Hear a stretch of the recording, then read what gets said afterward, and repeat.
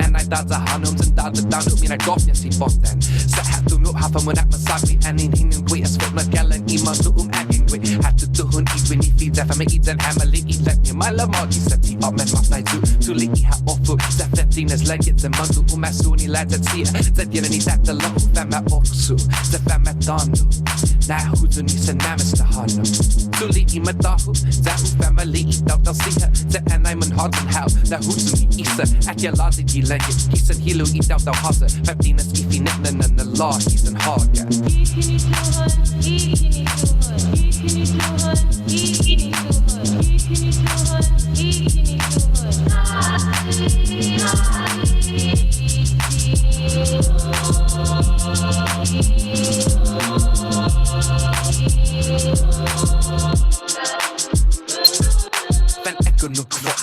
I'm about to die. A sign has spoken told me how to keep our souls alive. Take my chest and make the heavens and the skies. Use my breath for the wind to fill the cells with life. Take my back and craft the mountains and the land. Mix the red dirt with sweet water and the sand. Create the first woman, create the first man. These two will be the elders from who all people descend. Make the sun from one eye to bring the people light. One eye for the moon so I watch over them at night. Create beauty with rainbows from my eyebrows. Hang them above the people and I'll smile at the people of the land, the people of the ocean, the first people ever to hear these words spoken. Fortna, the very first Magya Haga, the navigator Ponten, signing he doubt our hearts out.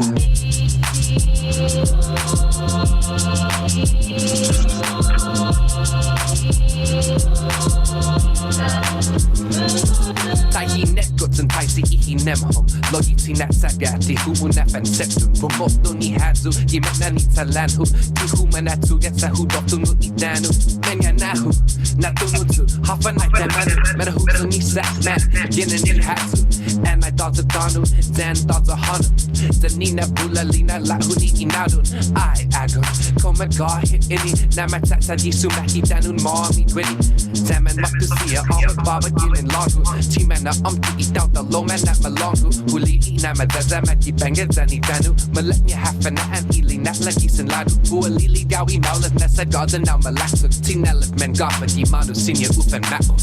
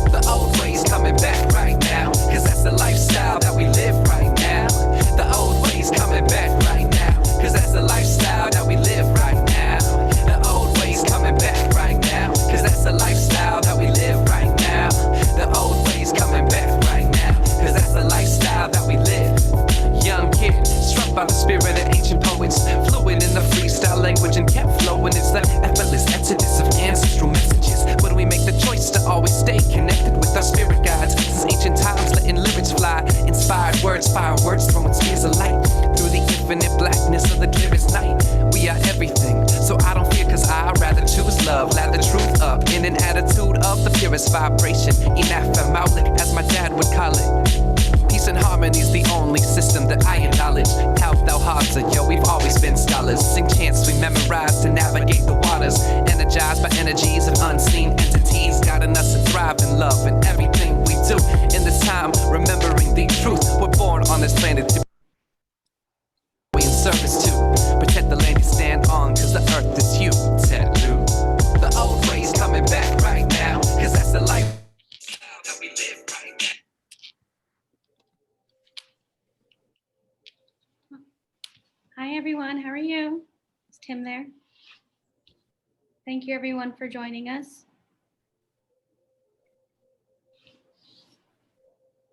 Looks like everyone's starting to share. Oh, my screen sharing is showing over the bottom. All right. Can you, Antoinette, we can't hear you, Professor. Okay. Really? I'm not muted. We want to thank everyone for joining us. Let us know where you're joining us from in the chat there. Hello, hello. Hafaday. Hafaday, yes. Biba.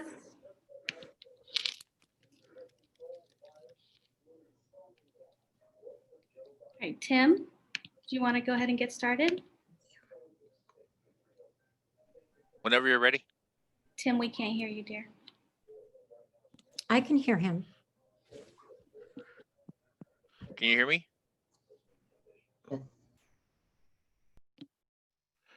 Chris, can you hear me?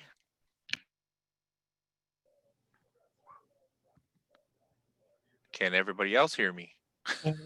We can hear you. God, I love the internet and web. How much fun would this be if we could all do this in person? Yeah.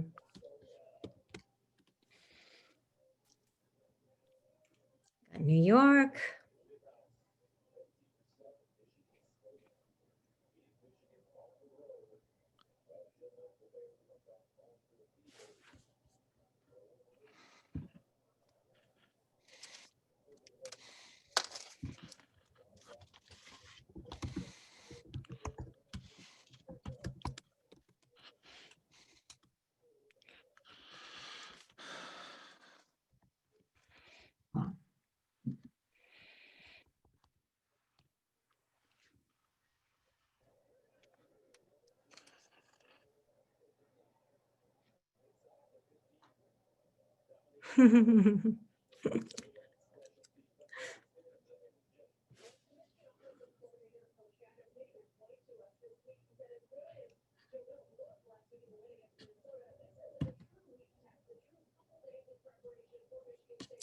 Tim, do you want to keep talking? Can everyone else hear Tim? I think everybody can hear me. All Good, right. good news is we're all related here, so no one should be scared. All right. Does anybody have any questions for Antoinette and myself? Like, did I find any good Chamorro cooks out here? Yes, I did. I tracked them down. I tell you this, being in the Midwest is one of the hardest challenges I ever been. I've been in the West Coast. I've been in Iowa when I was in the military. I've even been to Germany. But for some reason, the Midwest was the hardest place for me to find Chamorros. It was a challenge. I had to travel at least 100 miles around Ohio looking for Chamorros. I even tried to convince people to move closer to me, but apparently nobody wants to live closer to me. But we have our group out here, and they're a great group. And they learn each day how to test how much white hair I can get in my head. And I thank you all for being here today. I really appreciate this. This is a big thing for all of us.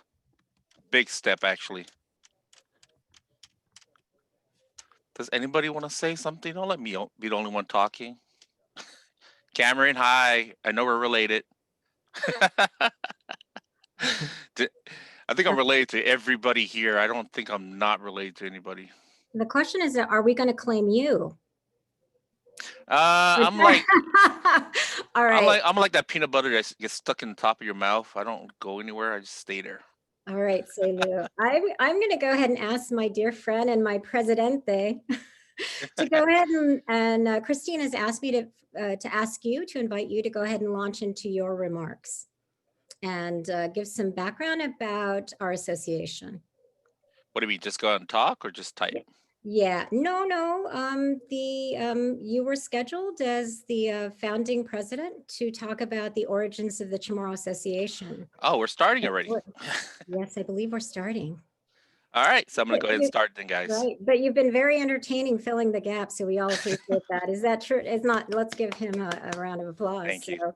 That is why he is the president. Sometimes I'm trying to give somebody else it, but they don't want to take it. All right, Magalahi, All right. let's proceed. Afade, and welcome to our first Chamorro Pathways to Higher Education webinar. I am the president of the Chamorro Association of the Midwest, or CAM for short, Mr. Timothy Mennel. On behalf of the CAM family, thank you all for attending, and thank you to our panel members for participating and being part of the first ever Chamorro's Pathway to Higher Education webinar.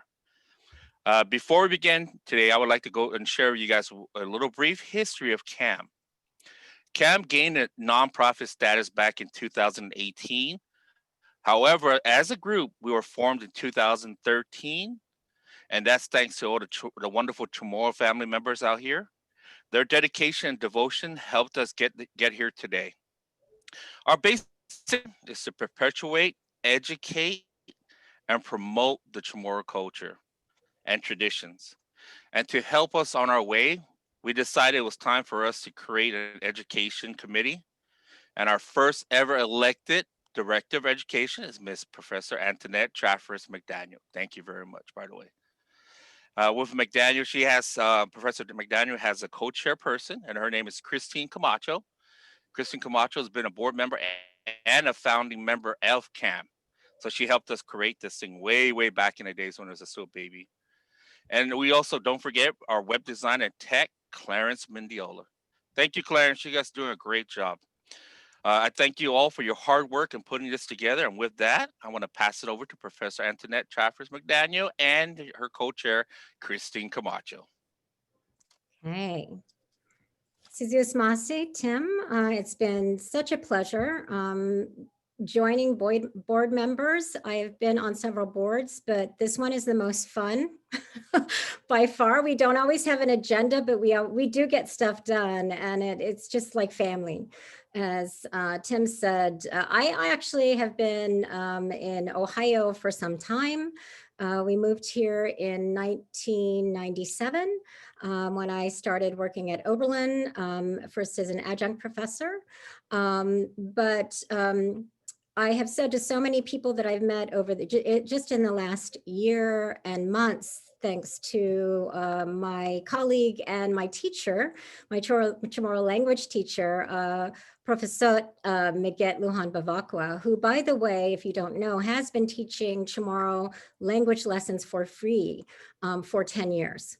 So if any of his students are in the class, my classmates, I'm just blatantly ripping off his work. But I give him a lot of love because I've been able to connect to so many of you, including Sabrina, Cameron Meno, and Gabriela, and many more people who I know are in the chat, and I apologize if I'm not acknowledging you. So with that, I will go ahead and share my screen. And I do have a PowerPoint, and we will get started. By the way, that's my parents at their complemento many, many years ago. So I always keep them close. All right, with this, all right. All right, so no, we don't want to start at slide 7. We want to start from the beginning. Oh no, this is no good because you're seeing it all in reverse. So don't get vertigo. Sorry about this, guys. All right, so this first panel is the Chamorro Pathways through Higher Education. As you notice, all of the panel titles are talking about journeys, right? This one is the Pathways Through because we have my colleague, Christine DeLille, who is a faculty member. We also have a doctoral student, Cameron Meno at University of Illinois. And we also have undergraduates who are doing research.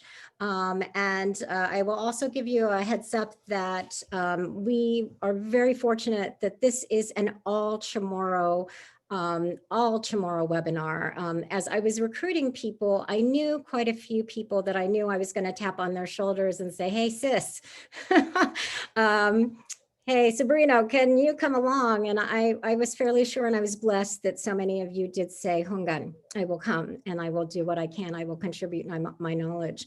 But this is a very unusual situation in that, especially being in the Midwest, it's not like it's very easy, as Tim said, to find other Chamorros. So I'm extremely gratified that, that you all are here and that we are able to have this webinar and have all Chamorro presenters. All right, where's my slide? Okay, so before I launch into it, I would like to acknowledge that I am working and sitting and living in the traditional homeland of the Lenape, Shawnee, Wyandot, Miami, Ottawa, Potawatomi, and other Great Lakes tribes, including Chippewa, Kickapoo, Wea, Pinkashaw, and Kakassia peoples. I'd also like to acknowledge that there are thousands of Native Americans who now also call Northeast Ohio home. So with that, from one group of Indigenous peoples who know about displacement to another, I want to honor our brothers and sisters of Turtle Island, and specifically Northeast Ohio. So Hafaday, I'd like to, again, I am a novice, so do keep that in mind. And one of my mottos as I'm learning and trying to reclaim our language is that I will not apologize for my broken language, my broken Chamorro, because I am not the one who broke it. And I'm trying to reclaim it with many other Chamorros around the country. So Hafaday Toros Hanzu, Guahu si Professor, Antoinette Setfers McDaniel, Familian Kapili, Zansungi, Tau Tau Tamuning, Tau Tau Bergada. I'm a sociologist by training, and I'm currently serving as the Director of Education for the Chamorro Association of the Midwest, and I'm the co-chair of the inaugural Chamorro Pathways Through Higher Education webinar 2020. This will be the first, but not the last. I've also been working on a book detailing my experiences in academia as a first-generation Chamorro feminist scholar, and my family's journey through the Chamorro diaspora starting in the 1960s. All right, at this point, if she's available, I would like to introduce and thank profound Dankulu Sizus Mase, my co-chair and the technical coordinator of this webinar, Ms. Christine Camacho. Christine's going to share a few housekeeping tips and a final update of our registered webinar participants who you will be impressed are joining us from all over the world. So buenvenido, and I'm going to turn it over to Chris now. Thank you. I do believe you'll have to, so that they can see me, you have to stop sharing screen. Not a problem. Okay.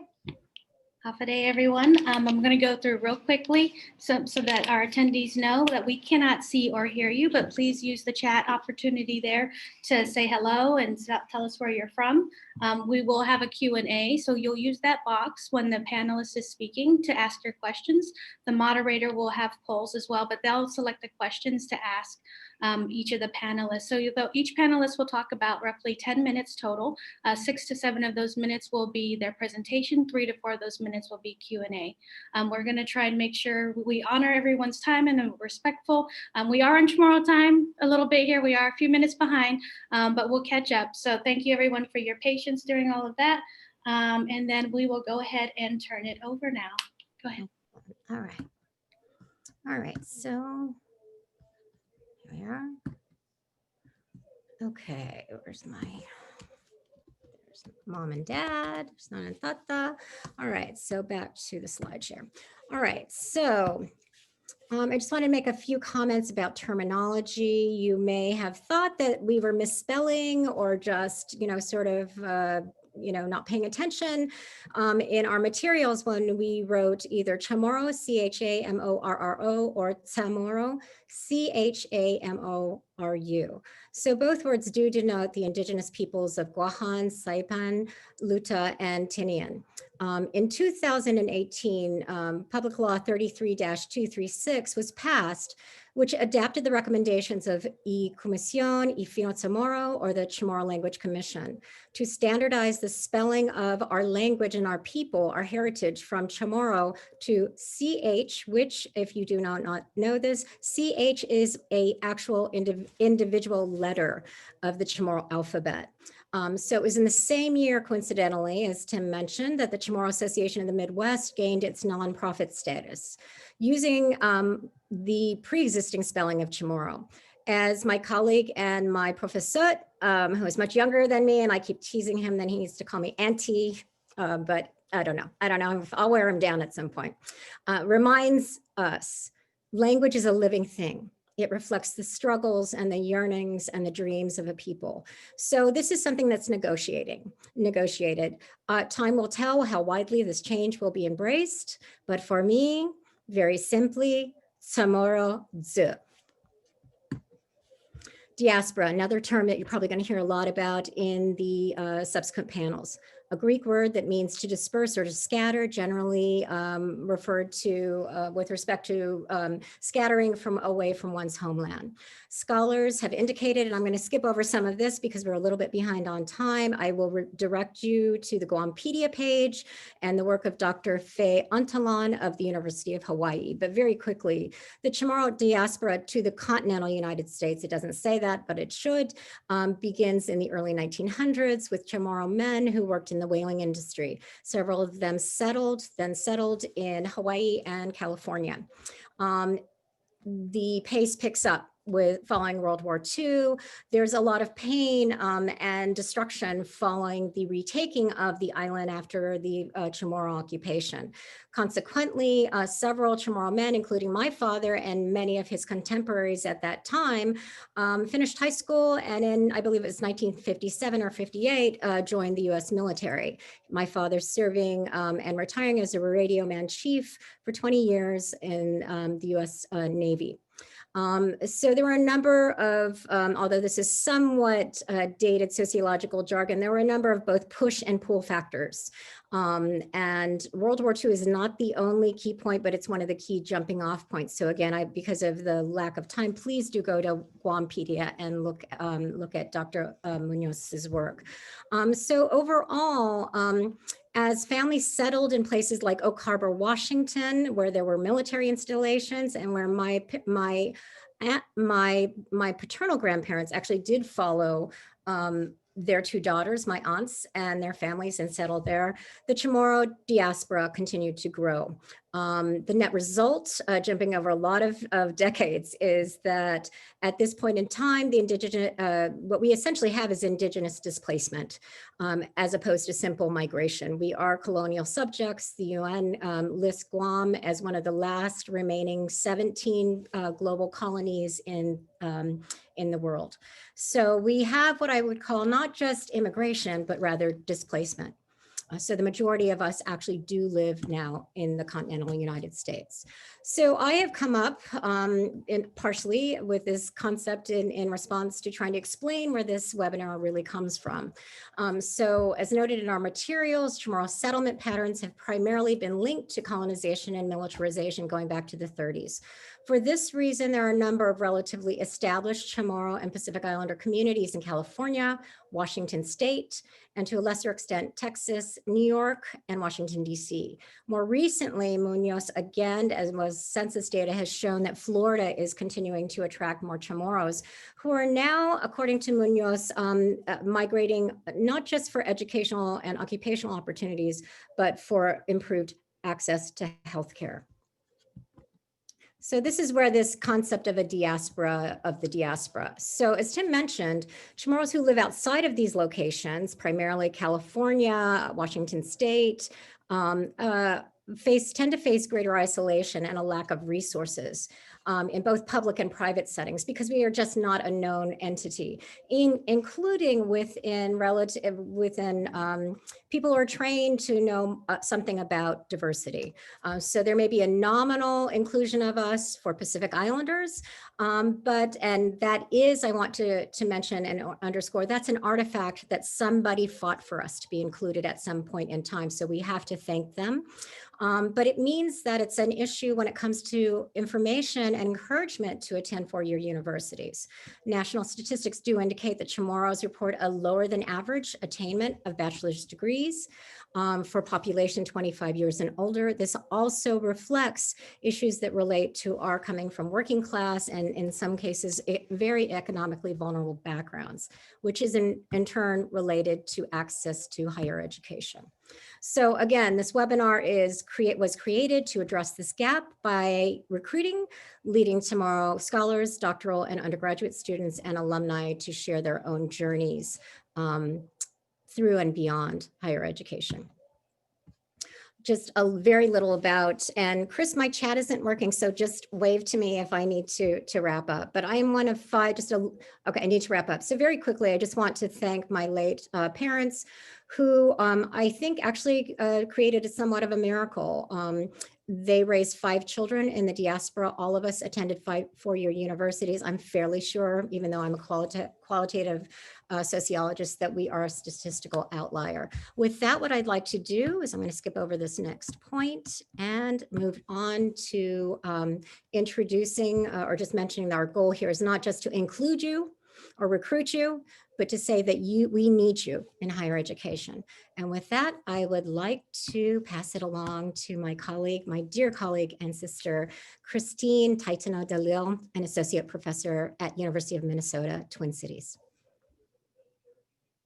All right, I have to stop share. Still a nanny boomer, folks, so I forget these things. All right. Buenas and Hafide, Todos Hamptons, thanks for coming out. Really appreciate you all being here. I'm really happy to be here, and I wanted to thank or extend a Dankalun and Sedus Masi to the organizers, Antoinette and Christine. I'm Tina Taitano Delisle, and I'm Familia Liberato Cabeza from my grandfather's side, Familia Nungi Asen from my grandmother's side, and was born and raised in Guam, raised in the village of Jigo. Jigo rules, contrary to what Jotnya people might say. Along Chalan Gajanero and the back road to Anderson Air Force Base. And I should also say that I come from a long line and wide circle of Manmetgut na Famalawan Siya, strong women. I've always known that my Saina, my grandmother, my great-grandmother, and my mother, that these women were a force to be reckoned with. And even the women of my generation, I gotta tell you, the next generation, my daughters and my grandmother, they're an even stronger force to be reckoned with, right? I wasn't gonna use this word because, you know, but I saw that it was used in the chat, but I think that I could say that they're pretty badass. And I share that because this experience really shapes who I am and what grounds me where I am now here in the Twin Cities in Minneapolis, where I currently reside and where I'm currently an associate professor in American Indian Studies at the University of Minnesota. So, you know, in the hopes of encouraging and you, our Manhoban, our youth, and continuing education students, you know, learning is lifelong. And I consider myself to be a constant learner from my students. So in the hopes of encouraging you all, as you forge your own intellectual paths or your own chalan, I want to share with you, I'd like to share with you my own hinanao, my journey. That for me, that path, it was not always straight. It's meandered. It's detoured along the way. Some of you may find it surprising, but to hear that I was a bio major and I actually wanted to be a dentist. So after high school, after graduating from the Academy of Our Lady of Guam, but prior to that, I was public school girl all the way. I found myself enrolled in a PhD program in history and women's studies at the University of Michigan in Ann Arbor. And it was really the journey that got me there to pursue the PhD that was really life-changing in terms of who I am now as a CHamoru feminist scholar and historian. So after I got my undergrad years, at Berkeley, I returned home and became involved in a really important history writing project, and that was with the Political Status Education Coordinating Commission and the Haleta Project, Our Roots Project. And it was a project that was mandated by Gov Guam to rewrite Guam's history, because much of Guam's history was written and has been to this day for the most part, right, by colonial accounts and outsiders. But it wasn't just simply about trying to fill in a gap and show Chamorro voices or to include our Chamorro voices, right? This was a project that was really firmly grounded, a political project, right? It was created in the context of Chamorro decolonization struggles, self-determination struggles. So now, most of you know that Guam is an unincorporated territory of the United States by virtue of the Guam Organic Act of 1950. But what some of you may not know or may not want to think about is the fact that since 1898, Guam has been a colonial possession of the United States. And for the first 50 years was under US naval rule. So, again, this history, Guam's colonial history, I mentioned that because this is the milieu, the environment out of which the Jaleta project came out of. And I was brought on as a researcher and writer. I helped write a book called Iman Faji, The Wise Ones. And it was a history book that was catered toward middle school children, kids. And what I did was basically, I went back and revisited the archives, but also conducted oral history work. And what I realized was that, and again, I should mention this project was also about trying to identify Chamorro people who students, Chamorro kids could associate with, right? Because I don't know about now things are changing, but when I was growing up, it was, all about George Washington and all about JFK and all about Susan B. Anthony. So that project was very important in that regard. And so part of this project entailed, going out and doing oral histories. And from those oral histories, I learned that, from the Manamco World War II survivors, right? Our Manamco World War II survivors, I learned that there were these histories that were not featured in the conventional histories of Guam. So one of those histories was the history of that patera, the nurse midwives that were trained under the US Navy. So that began that moment, right, with the Jaleta project really catapulted me into, pursuing a master's degree at the University of Guam. Through a foreign language and area studies fellowship, I would learn the Chamorro language under Professor Rosa Palomo and conduct some of those interviews in Chamorro. And then I would pursue that topic in the master's, for dissertation work. But what I did was I began to look more.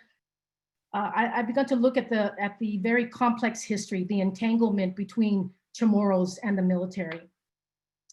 And I wrote a book looking specifically at midwives, but also the very prominent Chamorro educator Tanagata Johnston, who most people would actually construe as just simply a patriotic Chamorro who assimilated, right? And this was the story about the midwives as well. Can I ask how we're doing on time here? Yes, well, we have one question. Sorry about that. We have one question coming in. Professor, did you see that question? Okay, in terms of, okay, so I wanna just, give a little bit of background and I'll address that question, but I just wanna end with this really, the point about history. And I think history is not just for someone like myself who's doing history, and in a history department, in an American Indian Studies department. I want to encourage all of you actually to begin thinking about history, family histories. That's a wonderful place to begin with. And also to encourage all of you from your respective locations to begin to take up this habit of history and to begin to look at the histories of the indigenous people where you currently reside, learning about those histories. I often find myself taking my cue where I am now in Minnesota from the original indigenous people from this land, the Dakota and Anishinaabe people. So I want to end there and just take questions. Okay. So so we basically had one, and it was, interestingly enough, it had to do with dentistry. Let's see, I have to scroll back up. Joel Okada, wasn't it recently discovered that ancient Chamorros decorated their teeth by carving or coloring it. What I want to loop this back to Tina's larger point, and that is that it is about history is something that's alive, that's living. When my parents finally graduated from caretaking 5 rambunctious, closely aged children, they started going back to the island constantly, and within a matter of just a few years, their teeth were destroyed. And so, again, you see these connections. So dentistry, even though we lost you to dentistry, dentistry may have lost you, Tina. I think that your comments really sort of remind us that it is about living history and our ties to our ancient society. So any regrets, or can you tie in, or do you know anything about this research about ancient Chamorros and their teeth, carving and coloring? So that is actually, that's part of the historical accounts. Yeah. Okay, And I'm always, you know, I think it's funny, you know, I think there are certain kinds of traditions that we want to remember about the past, you know, traditions from the past. And I'm just waiting for the day that, you know, someone's going to show up to one of these performances with their teeth etched in, right? Because from that history that we know that that's what they did. That, you know, Chamorro aesthetics, looking historically at Chamorro aesthetics is something you know, I'm really interested in as well. Right. Joel also followed up with a question about how you did navigate being in a field as a minoritized woman. I would add the word woman, right? Because I think women of color and indigenous women of color and non-binary people generally have additional intersectional challenges in the academy. So can you respond to Joel on that question? Thanks for your question, Joel. So it very quickly for me becomes, you know, definitely minority, but minoritized. There's a point at which, you know, women of color, right? I can hang with that. But at some point, it's also, it's being indigenous, Chamorro. And that's a different historical experience. You know, and I think, you know, for some women of color, for people of color, the issues might be around civil rights, for example. For Chamorros, it would be indigenous rights, and so that's where you can, you know, there's a, you know, there's overlap, but also a disconnect at some point. Okay, that's going to go, we're a little bit behind. And so that's going to be the last question for Professor. And we're now moving to our second panelist, Cameron Meno, who I believe is a doctoral candidate at this point at University of Illinois. And I will let you continue to introduce yourself. As we did with Professor DeLille, I will tender questions to Cameron after she's completed her presentation.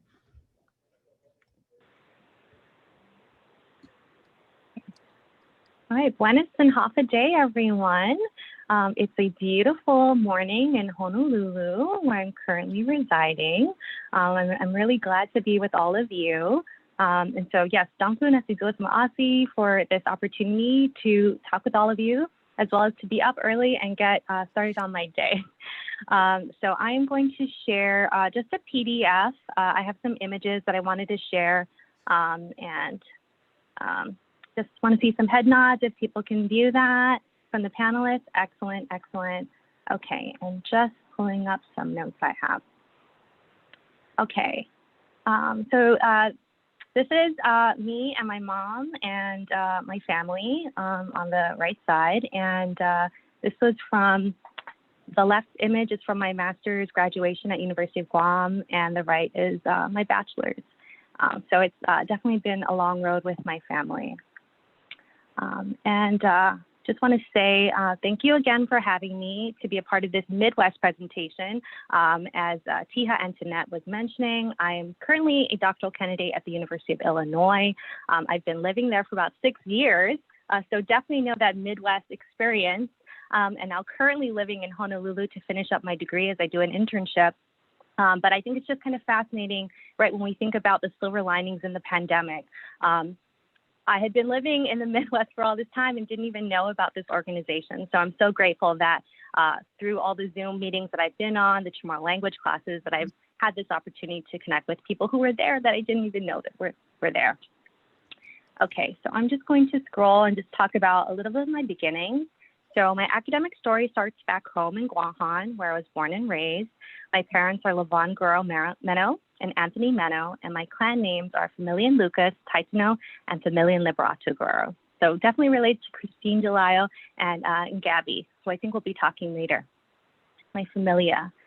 And I just want to say, to be honest, I never really saw myself going down this path of academia, and like not in a realistic way, because I didn't know anybody in my family who had a PhD. I didn't know anyone who looked like me who had a PhD. And when I was younger, I remember feeling as if my wings were clipped, that I didn't have the ability to be a doctor, to be an astronaut, just because I didn't see that that was possible for me. And a funny story from when I was little was a million years ago in the 90s, when I was growing up, they used to have these commercials for ITT Tech. Do people remember that? And there used to be like all these different occupations that you could pursue. And I remember seeing medical transcriptionist and talking to my mom, well, like, hey, I think that's something I can do. And she was just baffled because, like, what a random thing for a little girl to say they wanted to be. But that's just because that's where my horizons were. That's as far as they could go. And nothing against medical transcriptionists or anything like that. But I think it's kind of sad when you think about, right, like our youth and where they see their dreams going, right? Like if they don't see people like them, they're not going to think bigger for themselves. And yet while I was, you know, kind of limited in my views, that didn't stop me from trying my best in school. I'm a public school kid, go Geckos, from a middle-class background and from a humble yet hardworking family. I also come from a line of particularly strong Chamorro women who spoke their minds and did good things for the community. And I owe so much to them. I owe so much more broadly to my family for cherishing me, holding me up, and celebrating my small successes throughout my school years. This certainly helped build up my self-confidence and my ability to think a little bit bigger for myself. And so really, I just want to highlight, so here's just some of the strong Chamorro women in my life, my mom and my paternal grandmother on the left, and then my maternal grandmother on the right. And I just want to highlight them and what they did for me, and really just say, you know, when I think about this pathway for myself, it would not have been possible without my family and the people in my life. And this is a privilege for sure that not everyone has, and I can imagine for people who grew up in the diaspora, this is particularly difficult, right? But I also think it's an absolute strength of our people and a unique characteristic of our culture to be able to hold each other up the way that I was held up. And so all of that is to say, kind of when I've been thinking about my path and what's important, I really think kind of community is the answer. And so 3 things that I've kind of come to as I've reflected on my journey is, number 1, stay connected to your roots, stay connected to those people who held you up and, you know, been carrying you along this path. I also think another way of thinking of this is, you know, when we kind of venture out into academia, don't forget those connections, don't forget those lessons that were given to you, right? There's a whole process of academia of like learning to stand your ground and remembering what's important to you. And I'm certainly happy to talk about that with anyone at any time later on, but just wanted to say that don't get lost in academia, right? Stay rooted, stay connected to the people who brought you there. Secondly, find your community. It's very isolating to be in academia, just as we've been talking about, being a minority, being a Pacific Islander, being an Indigenous person, right? Kind of disconnected from your land. But I still think it's possible to find people to connect to. And I do want to emphasize, as Dr. Delisle said, connecting to the Indigenous communities of the area. And so in the top right of this image, these are some folks from the Native American House at the University of Illinois. And I was so happy to connect with them and other Indigenous people. And we shared so much, you know, even though we're so many, like thousands of miles away. Like we have a lot of similar worldviews. So I felt so happy to be connected to this group. And some other folks and people you might recognize there too, that I was really happy to connect with. And lastly, think of the future. Again, academia is one heck of a trip. But I think what other things sustain me is thinking about all the people who'll be coming up along the way, right? And so all these nannies here are my nieces and nephew who were born this year in 2020. And so I want to think that, you know, if this path was hard enough for me, you know, with so few of people who look like me in academia, I'm only hoping that these nannies, when they kind of come up and they want to do this, that they won't feel as alone. And that's about it. Si Dios Maasi. I can take questions now. Okay. All right. Very interesting comment. It's more of a comment, it appears to be. And if we have time, I'll loop back to a comment for Dr. DeLille.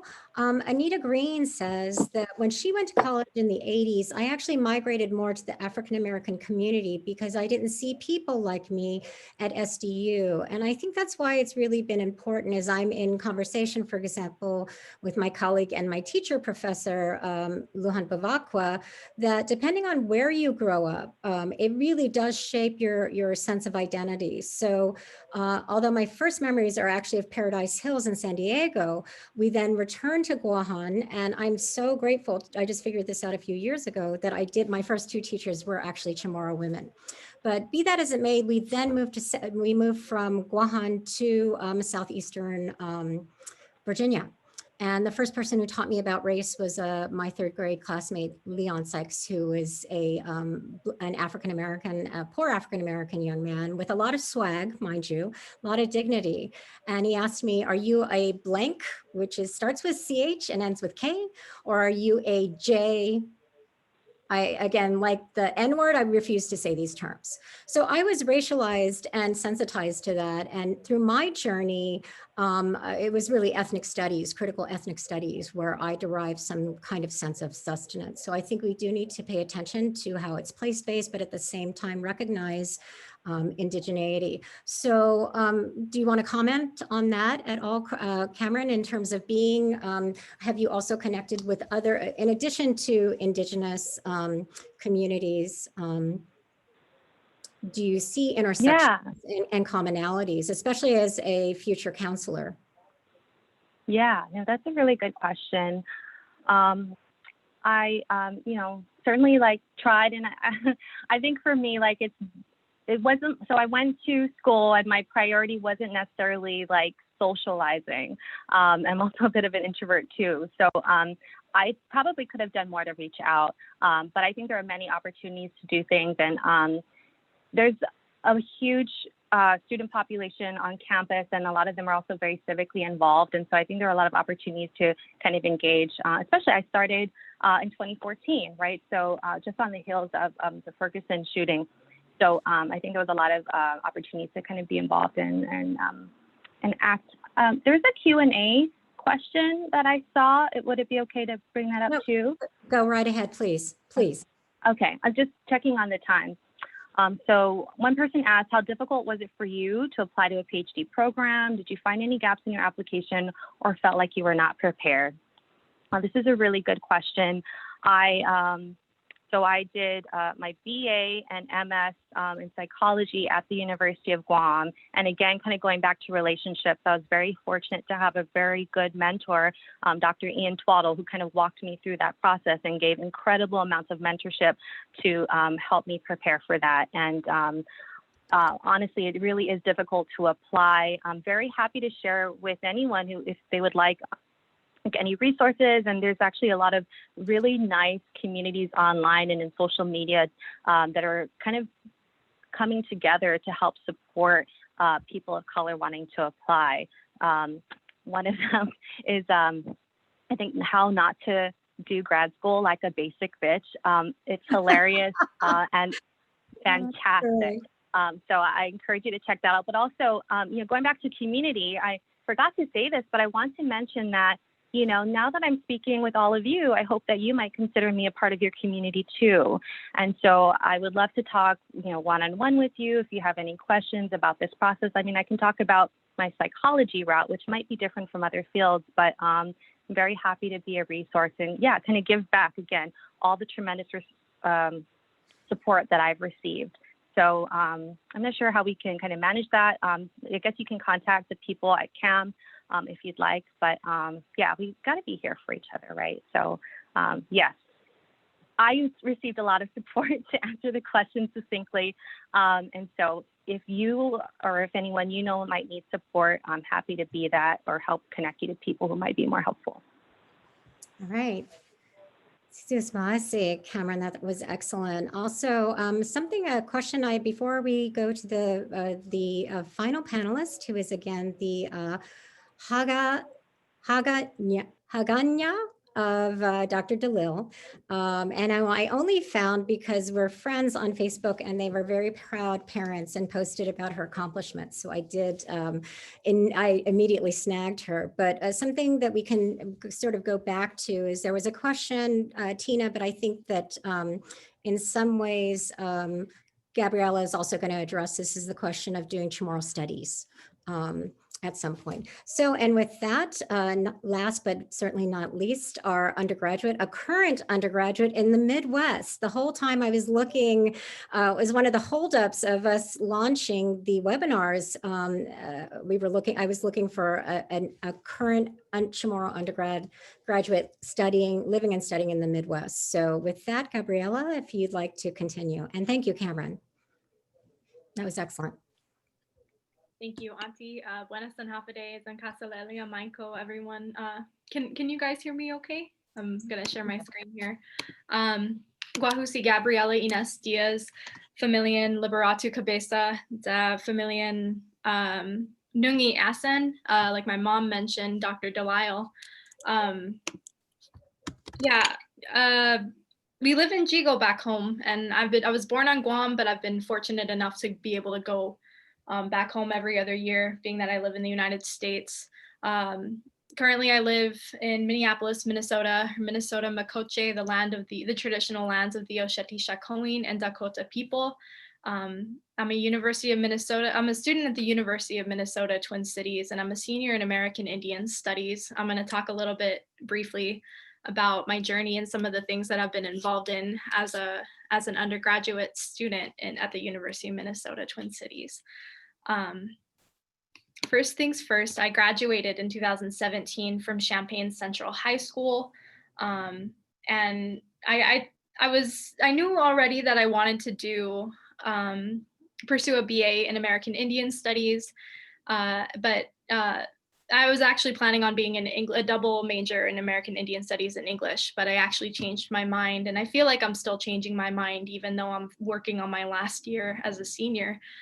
So I took some time and I researched some of the schools that I wanted to pursue and I wanted to apply to, especially being that the University of Minnesota has like the historical and like the first American Indian Studies program of its kind. I knew I wanted to apply here, but I took some time to figure out my priorities and the things that I wanted to pursue in my future after high school. And I strongly considered actually going back home to work, back to Guahan, to work, to take some time for myself after high school. But I got into the University of Minnesota, and that's kind of where that's led me. You know, as a student here, I've been involved in a lot of undergraduate planning. I attend an institution, the University of Minnesota, even though the school receives a lot of money, federal grant money, for supporting Asian American and Pacific Islander students, undergraduate planning, and grad students. Even though we get a lot of resources from the federal government for that, this is an institution where Pacific Islanders have made, on average, 0.04% of the student enrollment for undergraduate students, and like not 4%, not 0.4%, but 0.04%. So, you know, that being said, being at the U in a predominantly white institution on stolen American Indian homelands has been difficult and, you know, sometimes emotionally really draining. And so making sense of my Chamorro identity as a technically living in the diaspora, even though I've gone home every other year since I was born. That required a lot of, for me, it was finding a community at the University of Minnesota. So I've been involved with a lot of undergraduate student planning, as I mentioned, doing a lot of leadership kind of things, organizing and community engagement through my work with the American Indian Student Cultural Center at the university and the Circle of Indigenous Nations and Canoe Rising. We have a traditional Micronesian canoe here that we take on the Mississippi River with some of the native students who attend the U with me, being that we're a relatively small group of people at the U, us Indigenous students. And so the U has actually provided a lot of resources, whether that's funding or like physical spaces on campus for networking with other native students and people with similar passions to mine. One thing that I know I did my junior year last year is that with some of the folks that I started Canoe Rising, one of the groups that I'm active in, where we take out the canoe every weekend out on the Mississippi and other water, like bodies of water around Minnesota, is that we were able to apply and we were accepted to present at the Native American and Indigenous Studies Association about some of our work with the communities and just kind of what we do on campus and the kind of things that we do with one another and the kind of work that we do. So we were able to go to Aotearoa, New Zealand, my junior year and present a little bit on that. And that's the bottom picture down here. These are, this is me over here and these are my peers. So the U has provided a lot of opportunities, but you have, as a Pacific Islander student and Indigenous student, I had to seek out a lot of those resources. And a lot of that came from the help of my parents who are faculty at the U, Dr. Vince Diaz and Dr. Christine Delisle. A lot of that was with their help, but also the help of my peers. And I also had to go out on my own and actively seek out resources and communities that would best fit my interests, my passions, and my needs as a student and as an Indigenous student. So one of these was, I actually applied to the National Student Exchange Program at the university, which is an exchange program that allows, you to go wherever you want to go study. I was able to actually apply and I went back home for a semester, last semester, and I was able to go back home and I was able to take Chamorro history and culture classes. I took a history of Guam class with Dr. Robert Underwood. I took a semester of Chamorro language classes with a Chamorro language class with Dr. Senor Jimmy Teria.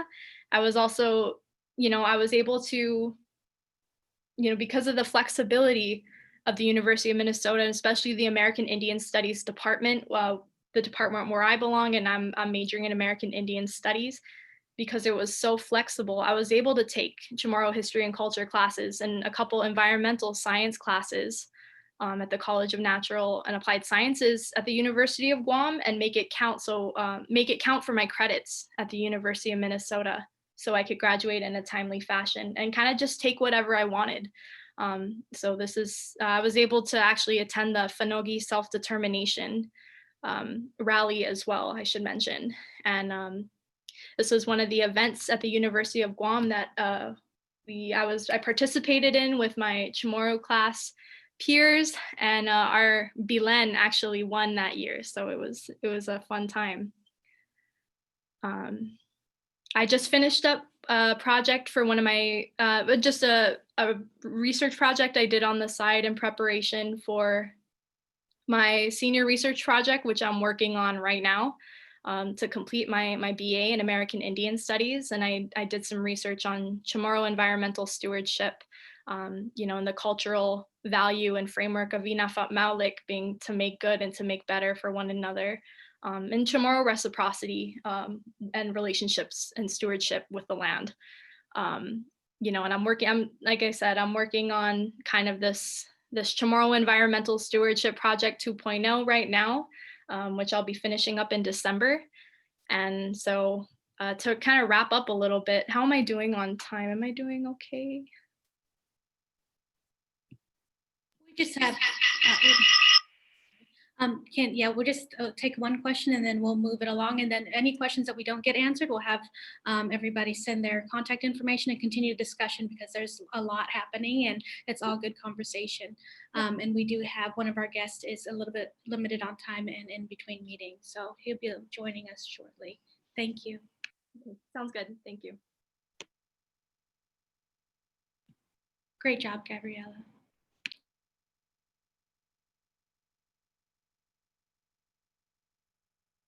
Professor, you're on mute.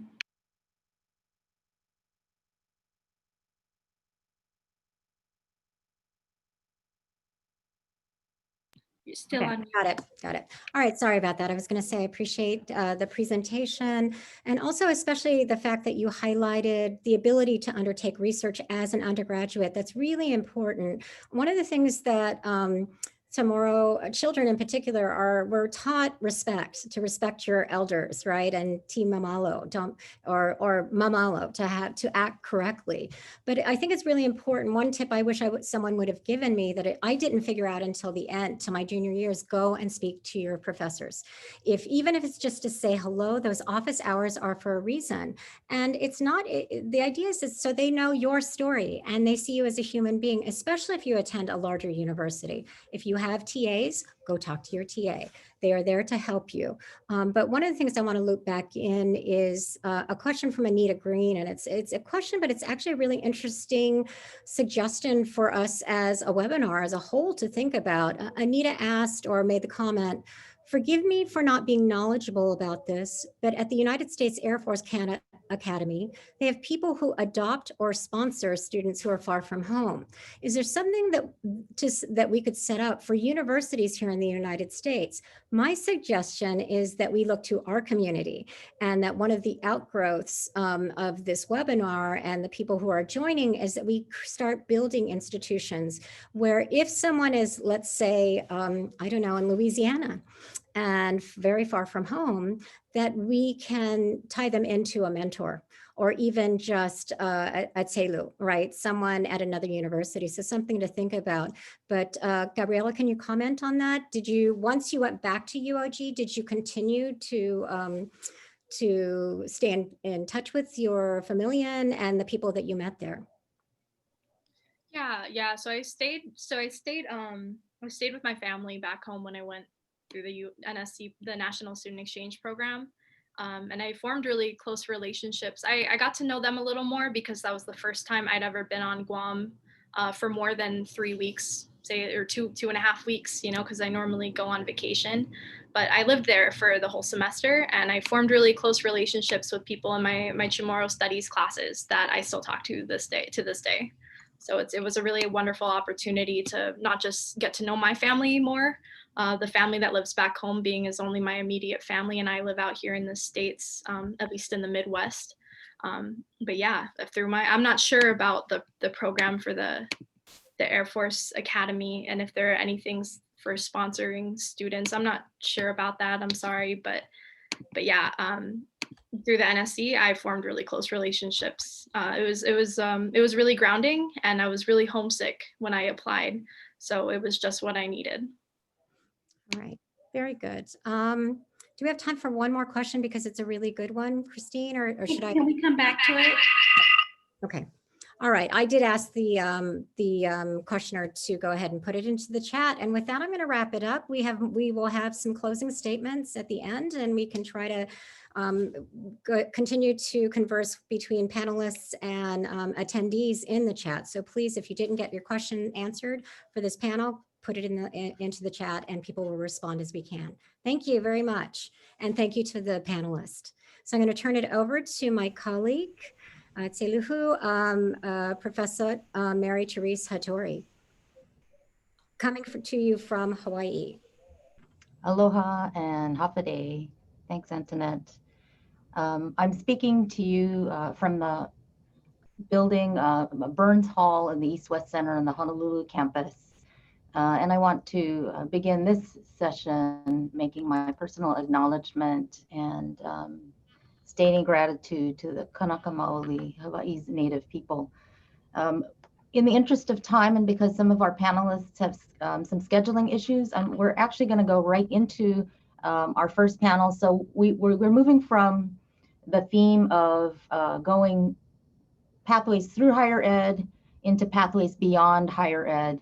And our subtitle is Dreaming Big. And we have three amazing panelists, Zach Banner, Gisela McDaniel, four, Dakota Camacho and Christine Camacho. And so they're going to share their stories in that order, and we'll take questions after each of them shares their stories. And I'm putting in the chat some opportunities for study and scholarship at the University of Hawaii through the East-West Center. We're going through our application period right now. So I'm going to put that there for you to share. And then I'm going to turn it over to Zach. Off of there, everybody. Zach Banner here in Pittsburgh. I've been really, really excited to talk to you guys all week. Some of you guys may or may not know, but I'm from the Sokola family from Dedido. My grandfather, Ralph Sokola, was a very, very proud grandpa. And, you know, when I was baptized on the island of Guam when I was 2. My mother brought me over. I'm born in the state. I'm state-born Chamorro from Tacoma, Washington. And she brought me over to be baptized when I was 2. I came over again when I was once in middle school, and then the other time before I was drafted to the National Football League. The last time was going for my grandpa's funeral. And one of the things that he was able to bless me with and leave behind was not only his prisoner of war flag, because he and my great grandmother, his mother, were both prisoners of war on island, and also his personal Guam flag. He left me a very, very long personal letter, and I'm able to share with you guys. Actually, this is the first time I've ever shared it. That he, you know, it was somewhat of an apology for you know, my mother, who was born on island, who grew up on island, and then when him and my grandmother split up, you know, she moved to the States for a better opportunity. And as you guys know, there's some opportunities that we have here in the States. Going to university, I listened in on some of the great panelists before me, and it's good to know that my mother was a Chamorro who was brave enough to step off island and do a little bit different, and she helped raise me. And he just kind of just apologized for not being there, and also not teaching me a lot of the history that I've learned over the last 8 years since his death. And one of the proudest moments is sporting the Guam flag, as you guys might have seen post game, and every one of my college starts at USC. And plan on doing, once I'm healed up, plan on doing the same thing and representing not only the island, but just the people, you know, through the National Football League and everything else that I do beyond. Very, very proud to be Chamorro, and I'm learning more and more about my family, that, you know, just I take a real pride in this. So thank you guys for having me today.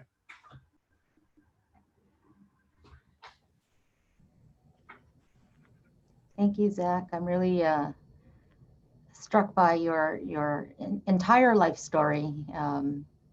Also from, actually, I'm from Agafagumas near Dedido, and yay north. I was really struck by your story, not only of athletic achievement, and not just in football, but in basketball as well. But your academic achievement. And I'm wondering if you can share maybe one of your biggest challenges and how you overcame that.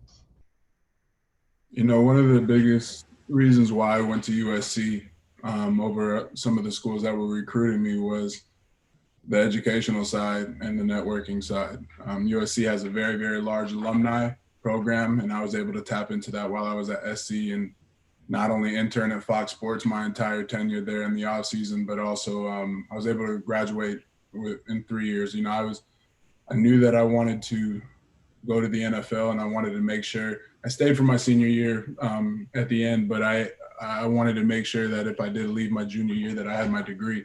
One of the hardest things that when you take on a bigger workload, as most of you guys know, is being able to balance both life and work. And work for me was paying for my scholarship, which was football, which is 40 plus hours a week during the season and about half of that in the off season. So balancing that back and forth and getting that done, that's probably my biggest accomplishment academically. Everything else, and the other one that I would have to say is I think we need to find and make sure that we understand the importance of community and understand that there's a lot of successful people here, panelists and things like that. And even those listening in on how to tap into that success. I think the biggest thing that we need to do is understand that there are young ones that look up to us and need our guidance. And I think 373 community service hours in high school I logged, just speaking to kids and coaching back home in Tacoma, and also just going to schools, local schools, and talking and just tapping into basically the same kind of work that my foundation, my personal nonprofit, does now on Guam and throughout the rest of our 2 locations in Tacoma and Los Angeles. Thanks, Zach. I think that balance is very important. And, I think you're such an inspiration because you've achieved so much, but also because you give so much. And I'm wondering if you can share a little about advocacy. So you talked about service, but what about this responsibility we have, not just to serve and to mentor, but to be advocates and to use our positions to maybe give voice to others and create opportunities for others? Yeah, I think it's, being one of the 1,300 men each year in the National Football League, and the National Football League's been over here for 100 plus years. The fact that, this is just in my workplace, right? And you can probably relate in your guys' own. The fact that, me being the first Chamorro descent to be drafted, I think that's a representation of there's a lot of room and opportunity for kids to be the first one to get things done and to lead and to help, open up a path and a doorway for the rest of us Chamorros. And I think being an advocate towards that dream and that pathway of opening doors for such a limited island in the first place, that takes on kind of a personal responsibility. It's just always been natural for me to be an advocate for the island. Thank you. We have a few questions from the audience. One from my classmate Anita Green. Any advice for upcoming Chamorro athletes who are going away to college? I think just the fact that I've been able to meet young athletes over the last 8 years that have been able to get the opportunity. Just the fact that they have the opportunity and scholarship or things like that to go play is great.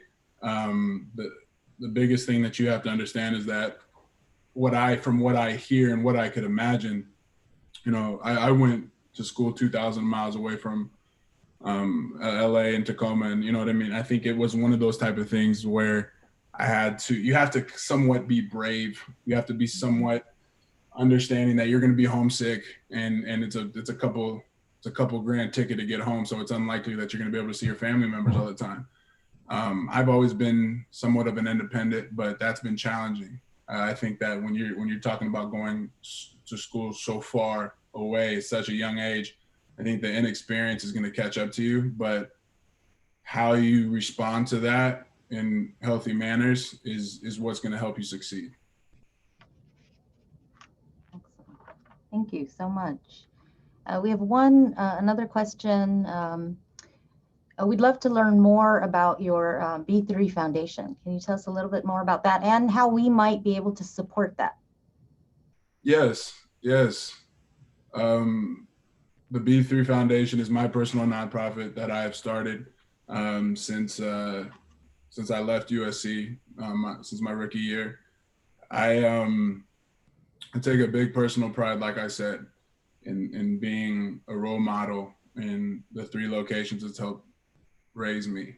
That's not only Guam, but Tacoma, Washington, and Los Angeles. And we focus on those 3 areas. and in particular to Guam. Once a year I come out there. I try to make it out twice a year. I haven't been able to make it to a Liberation Day yet, but that's a plan down the road. But when I come out there for about 2 weeks to work with the kids, I throw an annual camp. We threw the first football camp on Guam my rookie year, and we've been able to do it annually since. This year with COVID, it's going to be a little bit difficult, but if you guys are ever able to go to the website, we were really successful in not only help, raising, the kids through the football world, especially through a perspective of where it's just a whole lot of setback in football and how it's played on the island. And the coaches know that too. So we also throw an annual coaches clinic.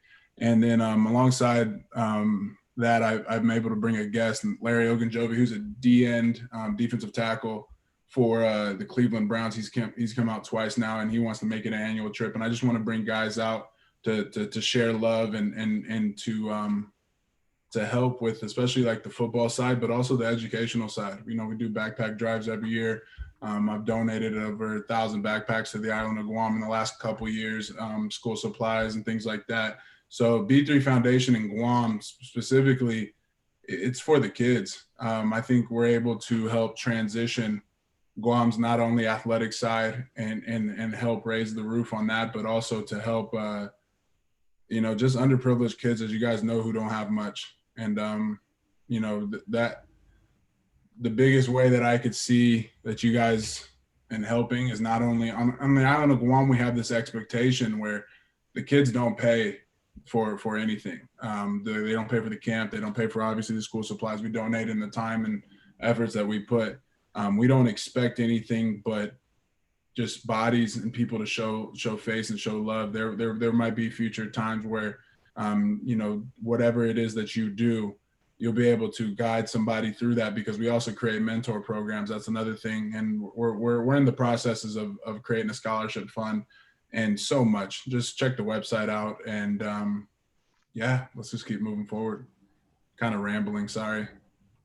No, this is great. And it's good to know that in the future, we can help support this scholarship fund.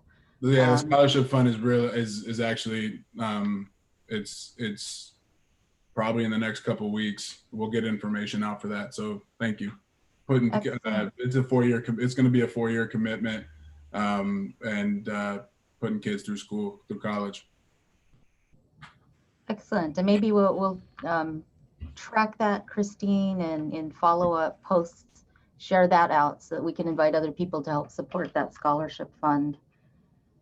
All right. Thank you so much, Zach. And thank you for sharing your time with us. We know your time is precious, and I understand you might have to leave very soon. So we will move on to our next panelist. Thank you, Zach, and take care. Thank you guys for having me. Appreciate it. Our next panelist, equally inspiring, equally strong, Gisela Charfauros McDaniel, and I'm going to ask her to go ahead and share her story with us. And if you have questions for her as she's speaking, please post those in the Q&A.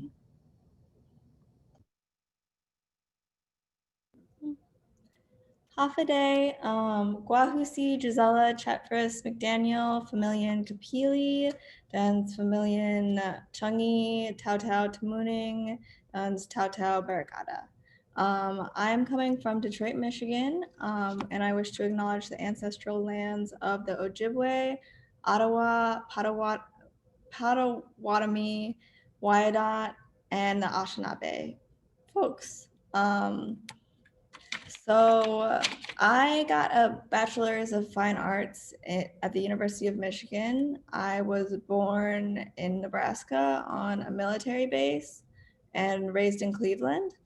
I was not able to go to Guam until very recently, in March this year, because it was a very expensive ticket. So my sense of being Chamorro had always been being with my family in San Diego and being raised by my mother, and eating the good food and being with my family. So that's something that I was always taught was important. And I always knew I was Chamorro because I was raised in being in the Midwest in Cleveland, specifically where I grew up was a majority white space. So I always knew I was kind of different. And then I moved to Detroit and I'm in an 80% Black space now.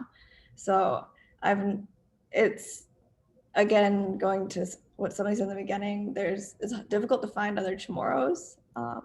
So it's really wonderful to be in conversation with you all, and I'm excited to be here to talk about what I do now. I am a full-time fine artist, painter, and I interview women and non-binary folks about experiences they have recording oral histories and showing the work with audio to make sure people stay with their voices. It's really important to me. So I have the privilege to sit down with so many amazing folks and talk to them about resilience. And the people I connect to a lot in these spaces are the African-American folks in my community and the other Indigenous folks in my community. And I'm really grateful to be accepted by them and allowed to listen and really hear their stories.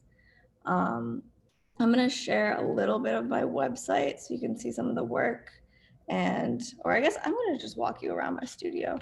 And I do a lot of found objects, so keeping significant objects from other people is really important to me, but touching on that as well, I like to keep objects from my grandparents around me because I love them a lot, and it's very comforting to have those things around. So like I'm wearing my grandfather's college ring from San Diego City State, and I'm just gonna show you some paintings real quick. Let's see.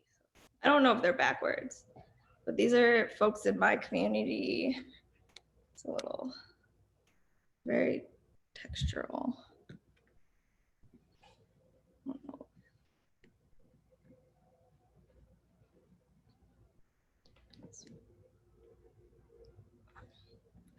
Yeah, so being in the diaspora and also seeing other representations of Pacific Islanders in painting and fine art has historically been not from Pacific Islanders ourselves, but from outsider views. So a lot of my work I do is trying to reclaim that palette and those stories and really give people the power to tell their own stories. And I think that's something that I would like to see for my own communities as well. And a lot of my work is also about healing. So I'm really grateful, and I recently was signed with a gallery in London, which is exciting. It's also interesting to be working with a space. I mean, the UK and England has colonized half of the world, and that's something I think about a lot. So just making sure that I make decisions that I'm comfortable with has been exciting. And yeah, going back to being like that first in a space, I didn't have any other Chamorros around me at the University of Michigan. I didn't even know anybody else who was Pacific Islander. So having these relationships and getting myself to a point where I was able to buy myself a ticket to Guam was, I think, like the most gratifying moment for me. And even on the plane ride there, it was the first time I had a dream with my grandfather in it since he passed. And it was like when we were about to land and he came to me in a dream, and it feels really good to honor them and to make sure I'm thinking of them with everything that I do. And yeah.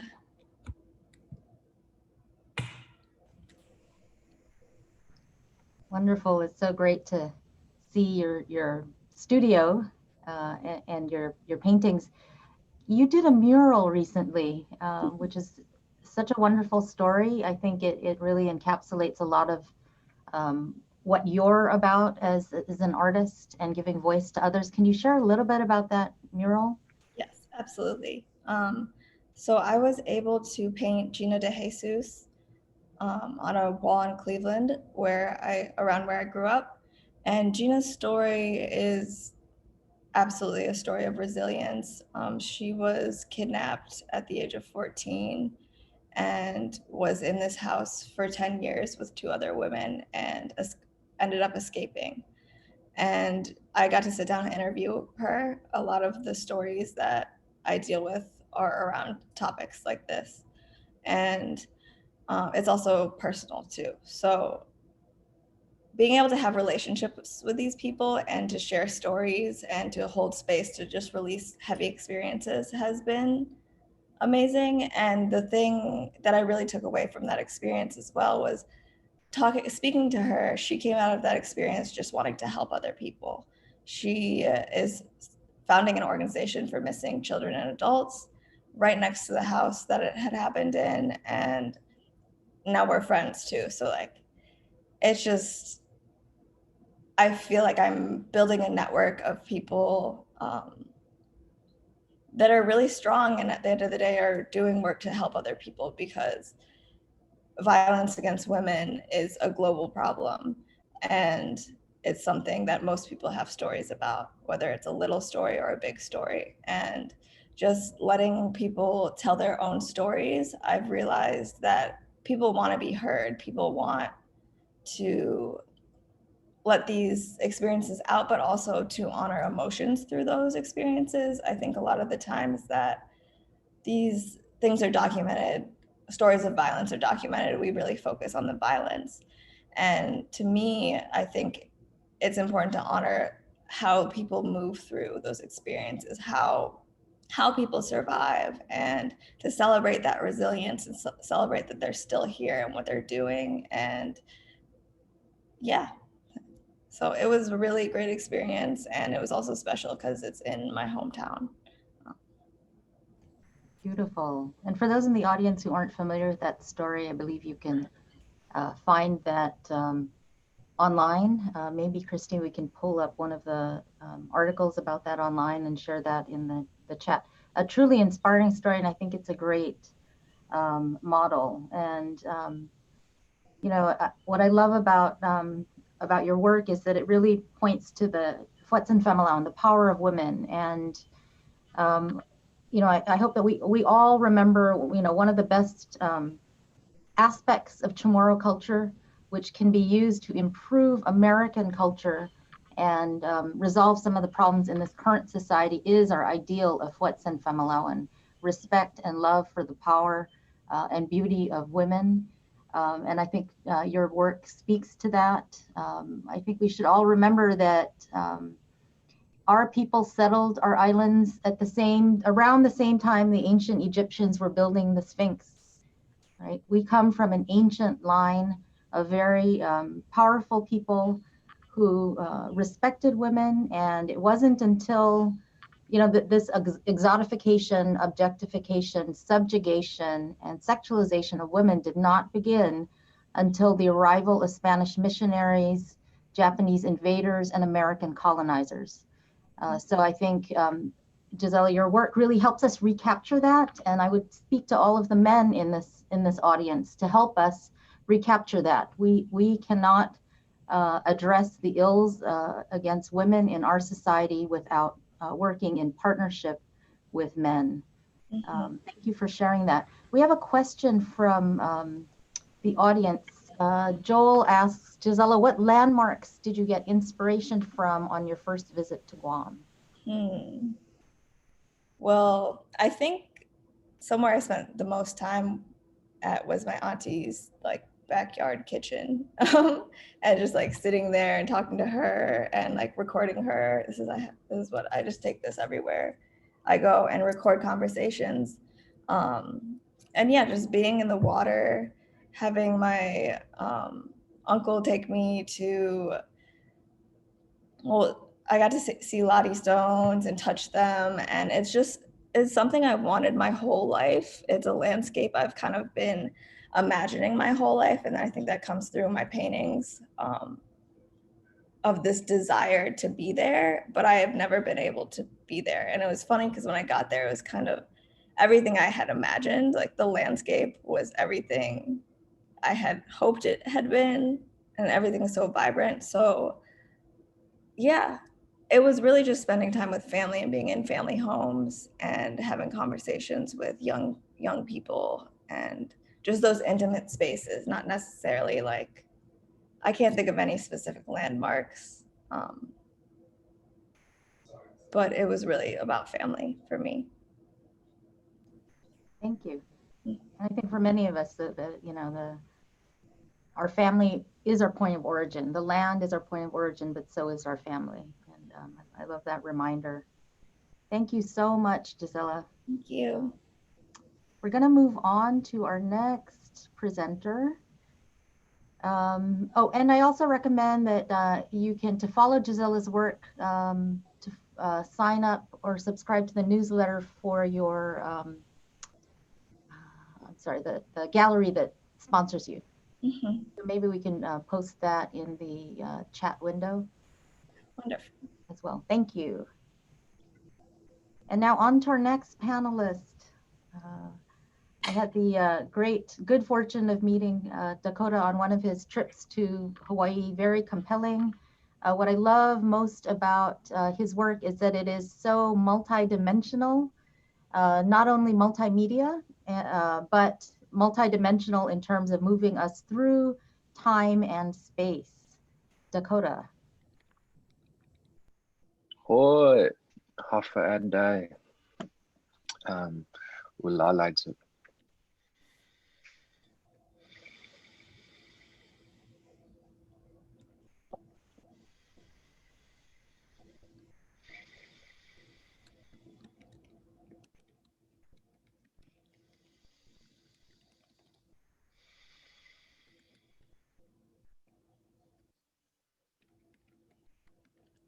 Ineni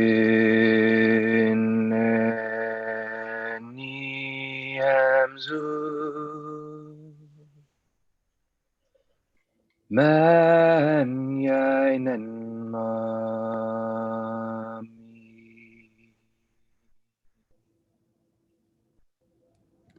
Ineni hamzu man yelun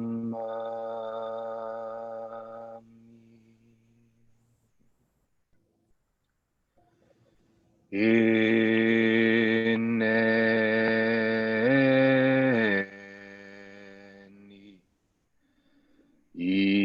iman mo fortnight we have Ineni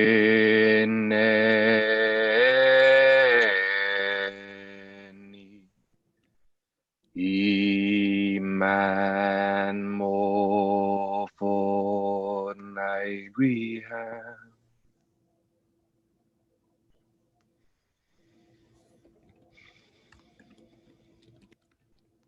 Hoi, hafa adai, guahusi Dakota, mengofin set, and eginzu, tautau mongmong, hagatnya, and tomhomzu. Greetings, my relatives. My name's Dakota. I'm from the Tse and Egin clan of the Anderson and Camacho families from Hagatnya, Mongmong, and Tomhom. I am coming to you today from the beautiful lands of Lashutseed, which is the traditional name of the hill that I live on, which those of us from the south end call Beacon Hill. And I am in the territories of the Dok Opsh, the Duwamish peoples. I sing this song to you today because I believe in energy and resonance, and I believe the best way for me to introduce myself to you is through vibration. And I offer the song in recognition of our ancestors, of those that came before us, of all of you, my Menyetlu, and of course of all the ancestors of all the lands that we're in. You know, I was really struggling with how to think about this webinar because every time I've gone to college, I've been kicked out of classes. And I've been kicked out of classes because I have been insisting on the value of Indigenous knowledge. And Indigenous knowledge to me is beautiful because it it tells us about so many different things. And I want to pause for a moment to just say that the indigenous knowledge that I shared with you, this song, is my rendition of a song that was taught to me by somebody who's very valuable to our community. His name is Jeremy Cepeda. And that song is called Ineni. And I just wanted to honor him and his contribution to our movement. And also, of course, the authoring that he did of that song. To me, indigenous knowledge is important because it orients my soul's purpose. It gives me an understanding of what it means to be human and what my contribution is to the world, how to make sense of this very confusing experience of being born in a land that is not my ancestral land, and reckoning with racism and heterosexism, and growing up Catholic, and then coming to the realization that Catholicism is both, you know, my Nana prayed the rosary every night. My Nana's right there, by the way, next to my Papa in that photo. They're hanging there above my altar. She would pray at her altar every night. And it brought her peace, and it brought her so many things that I wish I could ask her more about. And at the same time, it was a tool that was used to oppress our peoples. And my whole life, I've been fascinated about where I come from. And one of the things, because I grew up in Coast Salish territory in the lands of the Snohomish, Swinomish, and Shwadab, and I would always ask about my homeland, and my Nana and Papa would point me to a shell that they had over there in their in the living room, and they would tell me to hold the shell up to my ear, and I can hear home. And I think there's a beauty in that. I think that there's a beauty in this innate knowledge that my Nana and Papa were like, home is in this piece of home that we brought to you, and you can listen to the voices of your ancestors. And I started to commune with the voices of my ancestors through my creative practice. And when I learned about colonization in the 8th grade, and I realized that there was work for me and my people to do in recovering our ancestral knowledge, I also realized that I have a deep wound that I think many of us have from the 400 years of colonization that we're working through. And in order to make sense of all of this, I turned to writing poetry. And part of the reason why I turned to writing poetry is because I was reading about Cantan Samrita or Mali'i, and this art form of poetry that is rhyming, that has to do with wordplay and allegory, and community, and the contestation of truth, and the making of community, and I realized that my ancestors are poets, and I am also a poet. And I also was in touch with a community of people who were also connecting to their ancestors in a new form. And I needed a new form to teach me about who I am, because I didn't, at that time, I didn't speak our language. I grew up with it around me, and I, it also feels like it was my first language that I had to give up on, because most of the people around me only spoke English, right? And this new form that was around me, this new yet ancestral form, I was learning through the Black community that I'm in community with, and I found resonant technologies of rhyme and allegory and wordplay and rhythm and community, and realized that there was something in that for me to learn. And so my whole creative life has been about giving to our knowledge. And we're going to share with you one example.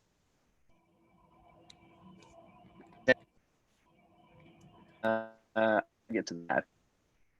We don't selected for a festival also in the UK. It's called Settlement. And I'm creating this project right now. Mali'i is the project. It's a renewal of our ancestral knowledge surrounding creative practice. But this is a short film that I'm making right now called Etak. And I'm calling it an untraditional Micronesian navigation chant.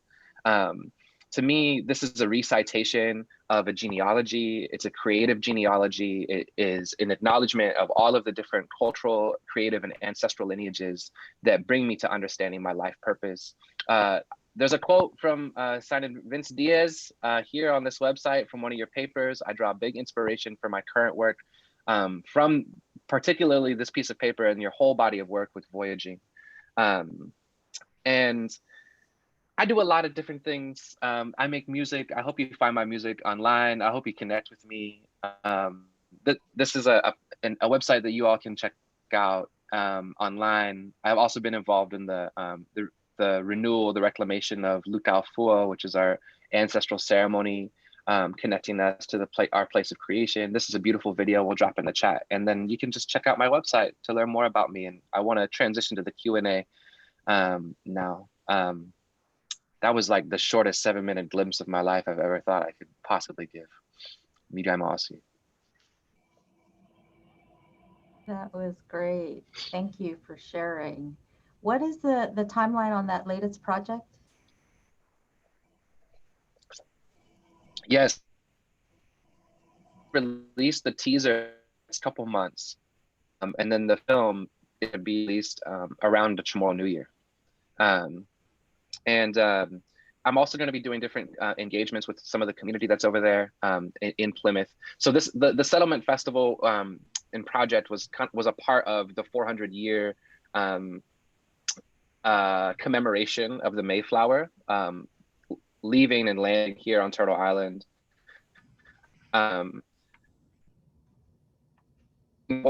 Is that I have learned much from being in community with peoples. And particularly in as elders outside and inside of academia, and has really given me a much deeper understanding of what it means to be a Chamorro person and what the possibilities are for our liberation. And it's through other Indigenous artists and connecting with creative thinkers that I've really been able to deepen my understanding of how to use creative practice as a form of research into our ancestral ways of being and knowing.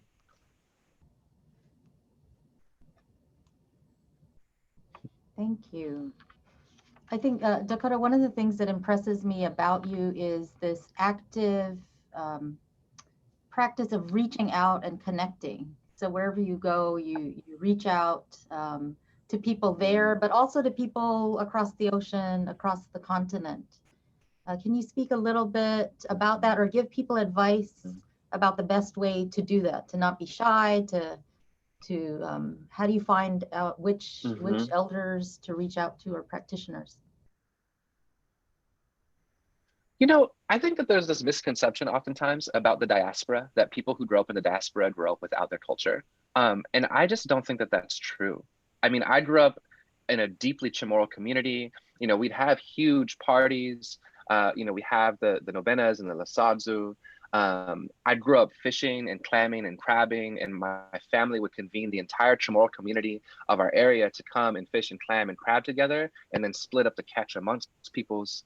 And it was through these community gatherings and through the way that my Minyana taught me how to be in the world that I'm able to connect with others, right? I mean, I think connecting with other people is very simple, especially other Indigenous peoples. It's like, be respectful, bring food, bring gifts, be humble, right? And one of the things that really deepened my connection to my relationship to this land here was actually through the Lukau Fua process. So it was actually about turning inwards and trying to understand, well, how would my ancestors orient themselves to the world? Well, you know how we ask permission to go into the jungle? You know, that's the same concept that we should be practicing anytime we're in any other part in the world, right? Which is also why I sing this song. And so for me, learning these ancestral songs, particularly from Ifan the Light, was a way of building relationships with other Indigenous peoples and elders, because in some of the teachings that have been shared with me, you know, song is the most powerful medium of prayer, you know, and there's so much more trust that can be built through the exchange of songs than there can be through the exchange of all of my supposedly great ideas, you know? And so song exchange, cultural exchange, the exchange of Indigenous knowledge between Indigenous peoples is one of the things that strengthens our relationships with each other. And a big part of this that I also want to say is that in the process of renewing and reclaiming Lukafua, I knew that I had to reach out to the indigenous peoples of this area here in a deeper way than I was, which led to me building a relationship with an elder. His name is Squai. And after continuing to build with him for over years, I found out that the land that my grandparents migrated to in Oak Harbor is Squai's grandmother's village. That's where Squai's grandmothers grew up, is the initial house that my Nana and Papa moved into in 1968. And, you know, some things like that are inexplicable, right? I mean, the only explanation that I can have is like, umatuna yidzahuludu, you know, like thanks and praise to the Most High. And I think that the more that we orient our understanding of being Chamorro towards our spirituality and our spiritual worldview, the deeper that some of these connections can start to reveal to us the medicine of what it means to be indigenous and what our contribution can be to the world. Thank you so much. So many good bits of wisdom and advice in that one response. Thank you so much. And I think Dakota points to a consistent theme that we've heard from all of our panelists so far, connection, relationship. I think for me, living away from Guam for so long, I still have this deep sense of longing, mahalang, right? And never feeling completely full, connected, grounded because I'm away from home. And I think what all of our panelists and what Dakota's shared is that we can replace that deep sense of longing, or at least mitigate that deep sense of longing and heal that through belonging and creating connections and belonging with other communities. So thank you so much for that, Dakota. Excellent. And we'll move on to our next panelist, last but not least. Oh, another really inspiring story. And so I'm gonna let Christine Camacho take it over and share with us her story and her pathways. Hafa day, everyone. Can you hear me? I'm so honored to be speaking with so many of these panelists. I don't even know how to follow up after Dakota and Gisela. That was amazing. I'm nowhere near as creative. And as I was listening to them speak, I started to think about some of the conversations I have here. I live in Pittsburgh. I'm part of the Chamorro Association in the Midwest, even though technically Pittsburgh is in the Mid-Atlantic, but because there's so few Pittsburghers here, I drive all the way to Ohio for food, but don't we all? So every year I drive for Liberation Day, and I've stayed in contact with everyone in the Ohio and Midwest areas. And even raising my kids here, again, like a lot of people are saying, my kids and I have lived in Pittsburgh where it's predominantly Caucasian communities. So I started to become concerned about whether or not my children are having a watered down exposure to the culture. Thankfully, I'm Chamorro enough. I'm one of those crazy women who follows every vehicle, right, that has a Guam sticker on it or anything close to it. I'm going to follow you. There might be a hashtag out there, Chamorro Stalker, that is dedicated to me. But the reason why I appreciate being here is because, as you can tell, I don't have an accent. So living here, I get that question often. Christine, why don't you have an accent? And as I was hearing them speak, I said, you know, we were raised in a time when our parents were often chastised, right? Or told that they couldn't speak our language, that they would get fined and they wouldn't eat lunch at school. So our parents raised us so that, because they were taught that our language was barbaric, or, you know, we're an alien race. So I didn't get to learn Chamorro the way that everyone, you know, a lot of our my uncle did. And so that kind of carries down, and that comes with the militarization and the colonization of the island.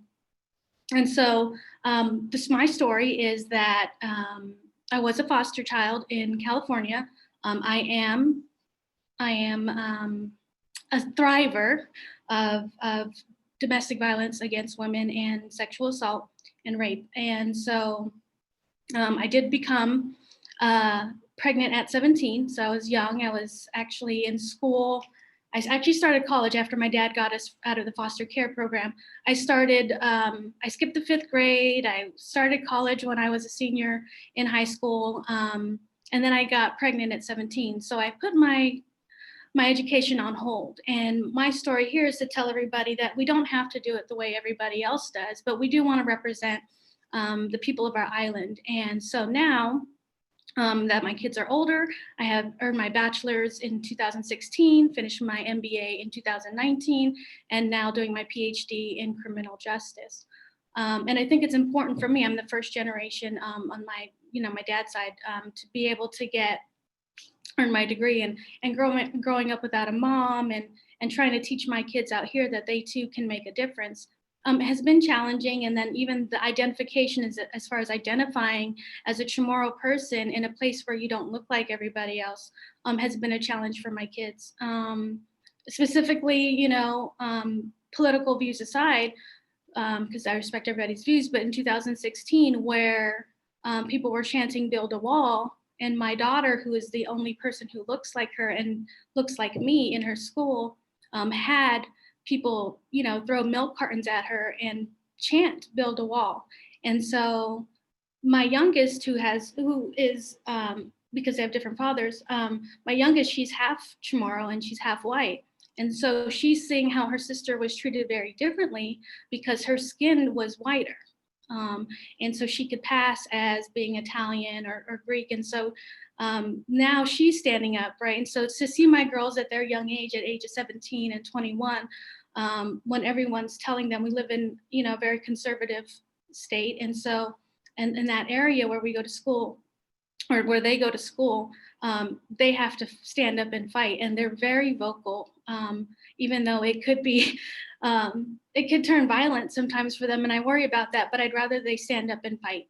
So I kind of wanted to share my story too, only because, we get taught when you graduate from high school, you go to college, you try to go to the best college. And I did it differently. I waited till I was later, and I've earned all my degrees. I did start out at UOG, but I earned all of my degrees online. And that's not a popular option, It is more now because we're in the middle of a pandemic. But, I'm shaking because I apologize. That's more of an option now. And I think we want to make sure that our people understand that there are multiple options on different types of colleges, different types of programs, and people choose it for different reasons. I went online because I'm a parent. If something happens to my dad, I can take my degree program with me back to Guam and take care of my father. But the reason why I want to share what I did is with my MBA, I also got what's called a project management professional certification. It is an international certification.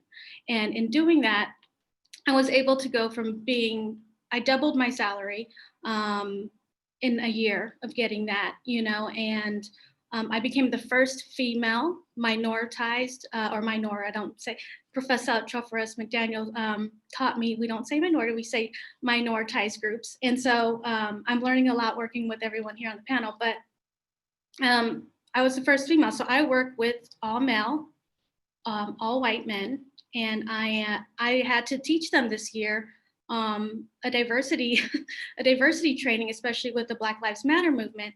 And so, it was interesting to be a person of color and to be a woman. And basically it sounded like you guys have to accept me. And that was an interesting place to be.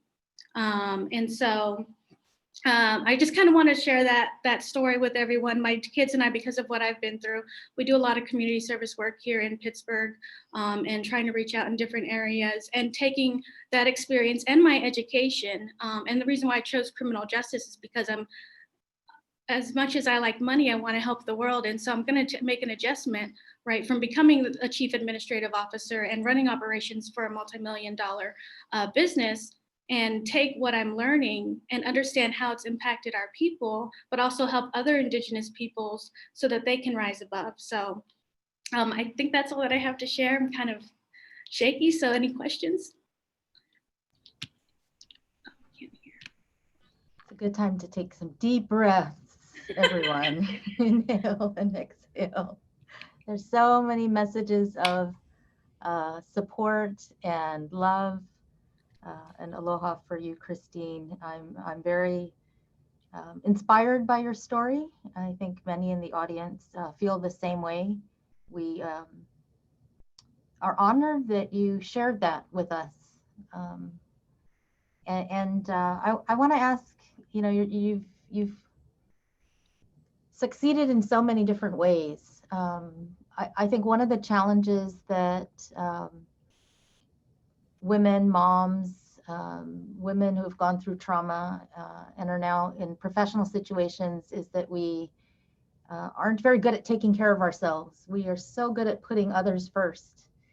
But learning how to spend a little time on yourself is part of the healing process, and I think ways that you become stronger.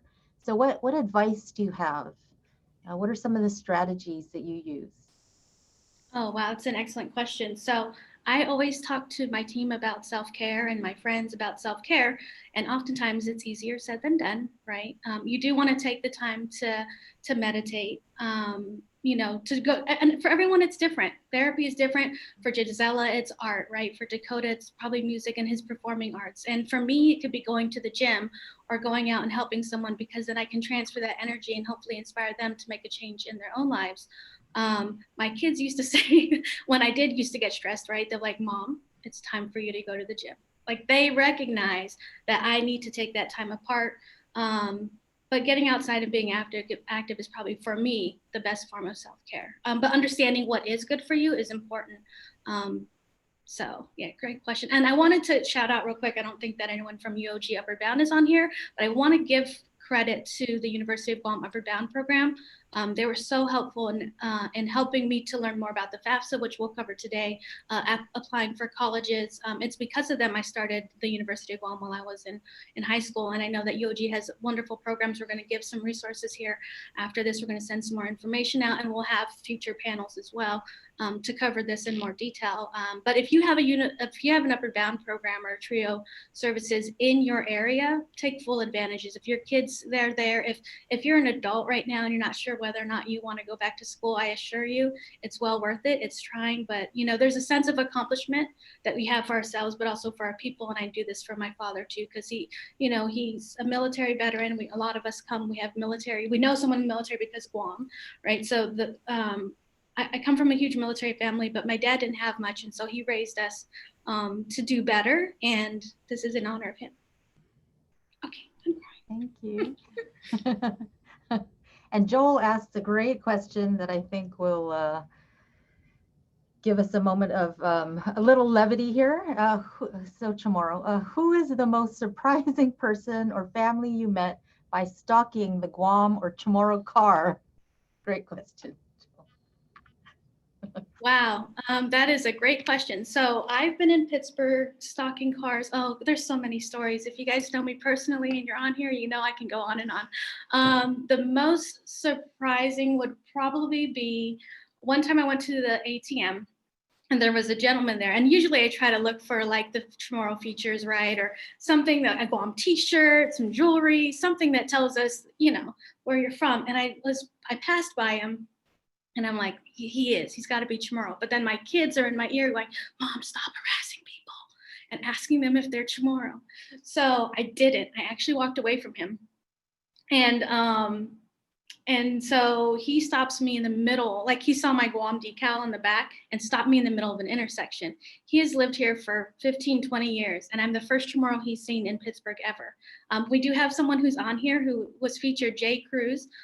He's one of the owners for Hapa Hawaiian Grill here in Pittsburgh, one of its kind. And we met, our kids went to school, and I didn't hunt him down because he didn't have a sticker, but I already chastised him about that because I would have found him a long time ago, a lot sooner. But anyways, his kid went to the same school district as my daughter. And the first time she saw him, it happened to be Halloween, and today's Halloween. And he was wearing a Spam Musubi, and correct me if I'm wrong, Jay, a Spam Musubi costume. So it didn't say Guam or anything. Otherwise my daughter would have came home and told me. And so we ended up meeting later in the Chamorro Facebook group. And he's like, where are you from? I'm from Pittsburgh. And he literally has been living 5 minutes from me this entire time. He grew up with my family. He actually On my mom's side, I have other siblings that I didn't grow up with, and he actually raised my brother in age 15 and helped him get a job and do all of that. Oh, there's Jay. He said I was fam Musubi. He was. But now he owns it and he's family. You know, he's Uncle Jay, and I introduce him to all my friends, and we cook out like Chamorros do, and you know, we share our culture, and I'm so grateful to have him in my life.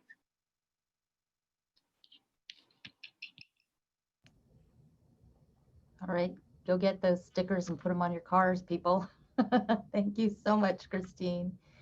And I want to thank everyone on this panel. Your stories are so inspiring.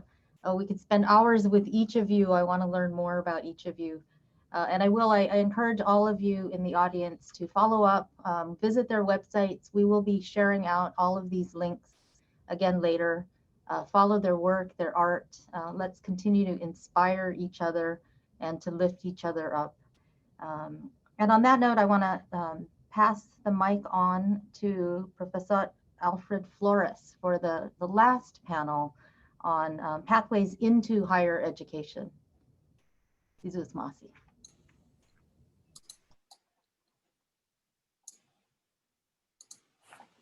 Hi everyone, good afternoon. Hafade, Todo Samzu. Sinomasi, and thank you for joining us today. My name is Alfred Prado Flores, Familian Kulu from the village of Jotnya, Familian Cabeza from the village of Totu, and Familian Kim from Seoul, South Korea. I'm a professor of Pacific Islander Studies at Harvey Mudd College, which is located in Claremont, California, and I will be the moderator for the third and final panel entitled Pathways into Higher Education, the Nitty-Gritty of the College Application Process. And so the goal for our panel today is to help demystify and break down the college admission process. Now, we understand the process of applying to college can be overwhelming and daunting, but we want you to know that you are not alone. All of us are here for you. And when I mean all of us, not just all of us on the panel and not just all of us in this webinar, but all of us who are actually in this virtual space together. And that no matter what stage you're at, we are here to support you, and no matter what stage you are in the process. And like many of you, all of us on this panel have diverse experiences that have shaped our perspectives and academic journeys. For example, I am the first person in my family to obtain a college education and a graduate degree. My parents were both blue-collar workers. My father was a mechanic, and my mother worked at a general merchandise store. But one thing that they always did was they always encouraged me to attend college, even though they did not understand what that process entailed. Both of them not understanding how the process would take place. And instead, they encouraged me to seek out academic counselors and professors who were willing to mentor me. And so it was really my family's encouragement coupled with the support I received from academic counselors and professors that really helped guide me through my academic journey, which began actually at my local community college all the way up until the completion of my doctorate degree. And so I share my story with you because I want you to remember that there is a large network of Chamorro educators and professionals in Guahan and throughout the diaspora who have taken the academic journey that you are considering, and that you are not alone. And so thus the concept of Anafa Malik, which we know to means, which translates into to make good, and our community first thinking is essentially what has brought us all here together today. So these are just kind of some opening remarks I wanted to kind of give to all of you as we kick off our next panel. So as panel 1 and panel 2 did, same thing, we'll have about 40 minutes. You will learn and hear from Chamorros who will share their knowledge and experiences of the college admissions process with you. They too have overcome a variety of obstacles and want to do whatever they can to support you. Our panelists will be speaking about a variety of topics that include the application process, the personal statement, the FAFSA and financial aid, and the college selection process. And as we saw in panel 1 and 2, at the conclusion of each person's talk, you will definitely have 3 minutes to ask them any questions you might have about the specifics of their presentation. And there will also be 2 poll questions given to you, one at the beginning and one at the end. So with that said, I'd like to go ahead and transition to our first speaker to today, a presenter, and I believe that's going to be Travis, right? Travis Wells. So go ahead, Travis, take it away. Off a day, everybody, and thank you again for having us here. Inan Husi Travis, Tautau Jigos and Tautau Agedzu, Familian Tourist and Sablon, Mangofin Bakalu, Mangofin Kotla, Mangofin Donget, and Kapili. It was mentioned earlier, I'm kind of here to talk today about the Common Application process, or the Common App as it's usually called. And I just wanted to kind of take it a step back and introduce, like, for candor, I've never personally had to engage with the Common Application because I live in Sacramento, California, or I live in California. And I had somewhat of an untraditional, I would say an untraditional college education or higher education experience. And so I never personally had to engage with the Common App, but I do work a lot with students. I've had family who have had to use the Common App, friends who have had to use the Common App, friends with children who've had to use the Common App. So I understand why it's actually a really important kind of tool to understand, especially for those who are kind of new to college or new to the university experience, or maybe even students who are in college right now, but are interested in kind of moving in community college or moving forward.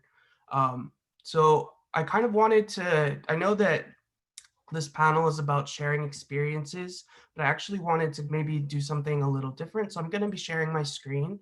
And so we're going to walk through kind of some of the things that Common App has as a tool that I think would be really important just to kind of talk about. And then I'll be sprinkling in my own experiences as we go along, just to give some extra context. So what is the Common Application? I think is like a really good question. It's something that I was even thinking about. Is the Common App is a nonprofit organization and also an application tool that was created in, I think, the 70s to streamline college application processes.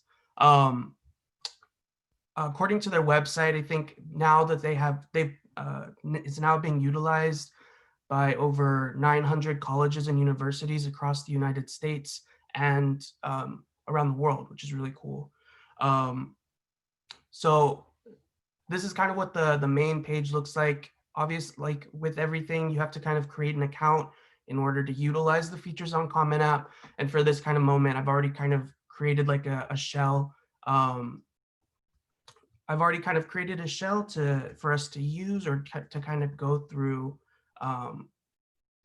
here today. So before doing that, though, I did want to kind of also preface this with that it's really important for students to set up some time with your guidance counselors or your mentor, someone that has a lot of experience navigating you through college, or that you've had these conversations with, and someone that you can really trust to talk really about your specific cases and experiences, because I'm going to be really subjective to my experiences based on my time going through going through higher education. And the stuff here that I will be talking about is really more objective or more like general around what are things that you could benefit from when talking about the Common App. So again, it's pretty straightforward. Once you kind of go in, you've already kind of created your profile, and once you've done that, you can access the Common App portal. And it's really, again, it's kind of really important that you have these conversations with your guidance counselors to make sure that whatever your specific needs are can be addressed by the Common App. Before starting an application, you actually have to choose and select colleges that you're interested in applying for.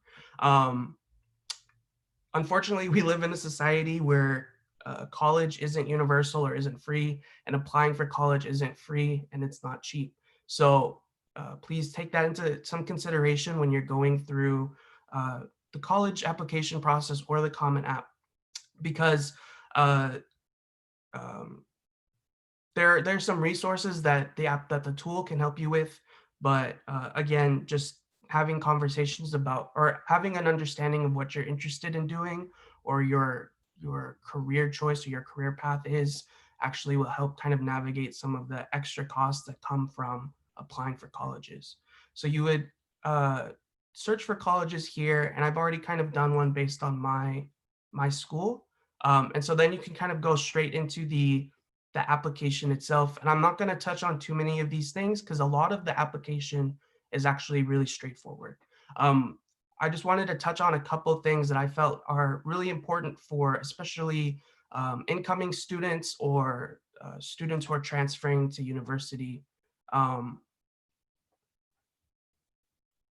sorry, just there's this poll that kind of popped up.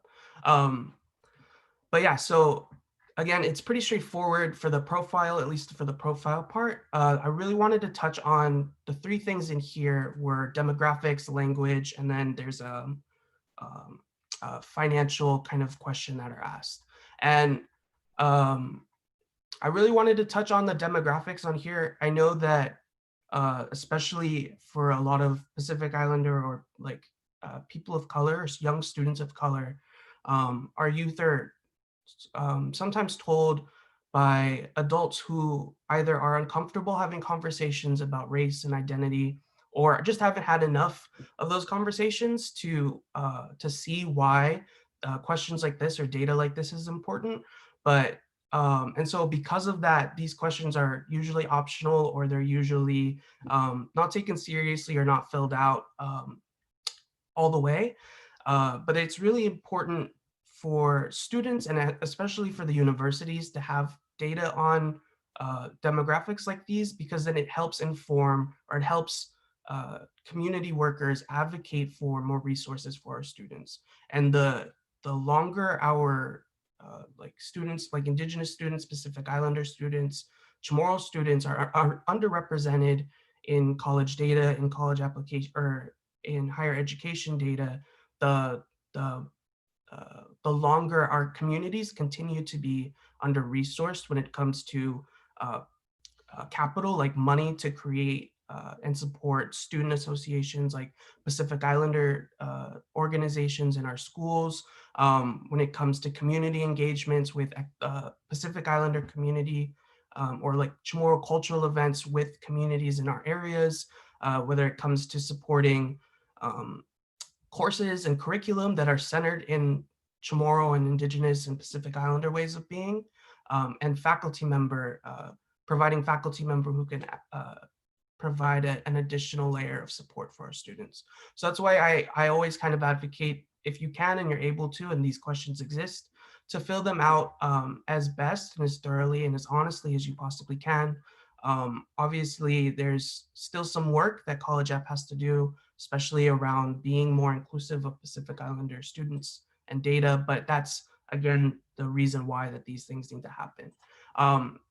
The second one I also wanted to talk about was kind of in the language, and it's kind of similar to the importance of demographic data, but more so specifically for Chamorro communities. You know, we live in an age right now where our community is grappling with a lot of the cultural and identity impacts of language loss and language death, and especially as we have like a generation of Chamorros who are our elders now, right, our Manamku, who grew up speaking the Chamorro language as like a primary or first language, but were told by others or outsiders that passing that language down to your children isn't necessarily beneficial for them in terms of like higher education or success, but oftentimes can hinder their pathways to success.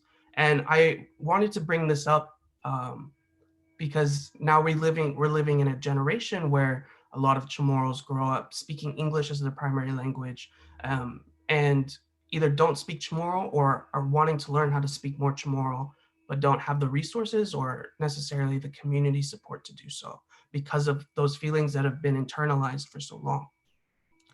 And when it comes to data like this, especially in college application processes, we've seen some parents or some adults tell their Chamorro youth or their Pacific Islander youth that monolingualism is actually more successful, and if you know multiple languages, it actually hurts your application to list them. And we want to challenge those ideas, especially in our community.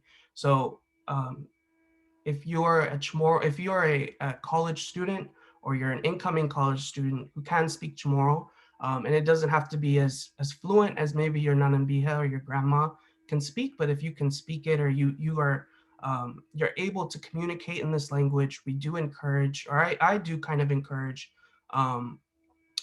you to fill out this information and to list Chamorro as a language that you are bringing to the table when you're applying to school. So especially because the more we have, again, the more representation the Chamorro language has in the data when it comes to higher education, the stronger or the more tools and the more resources community workers and advocates like myself, community organizers and activists can use to bring into our communities and kind of start challenging those internalized stigma within our community and showing that our people can be successful, can thrive in higher education, and speak and learn the Chamorro language at the same time.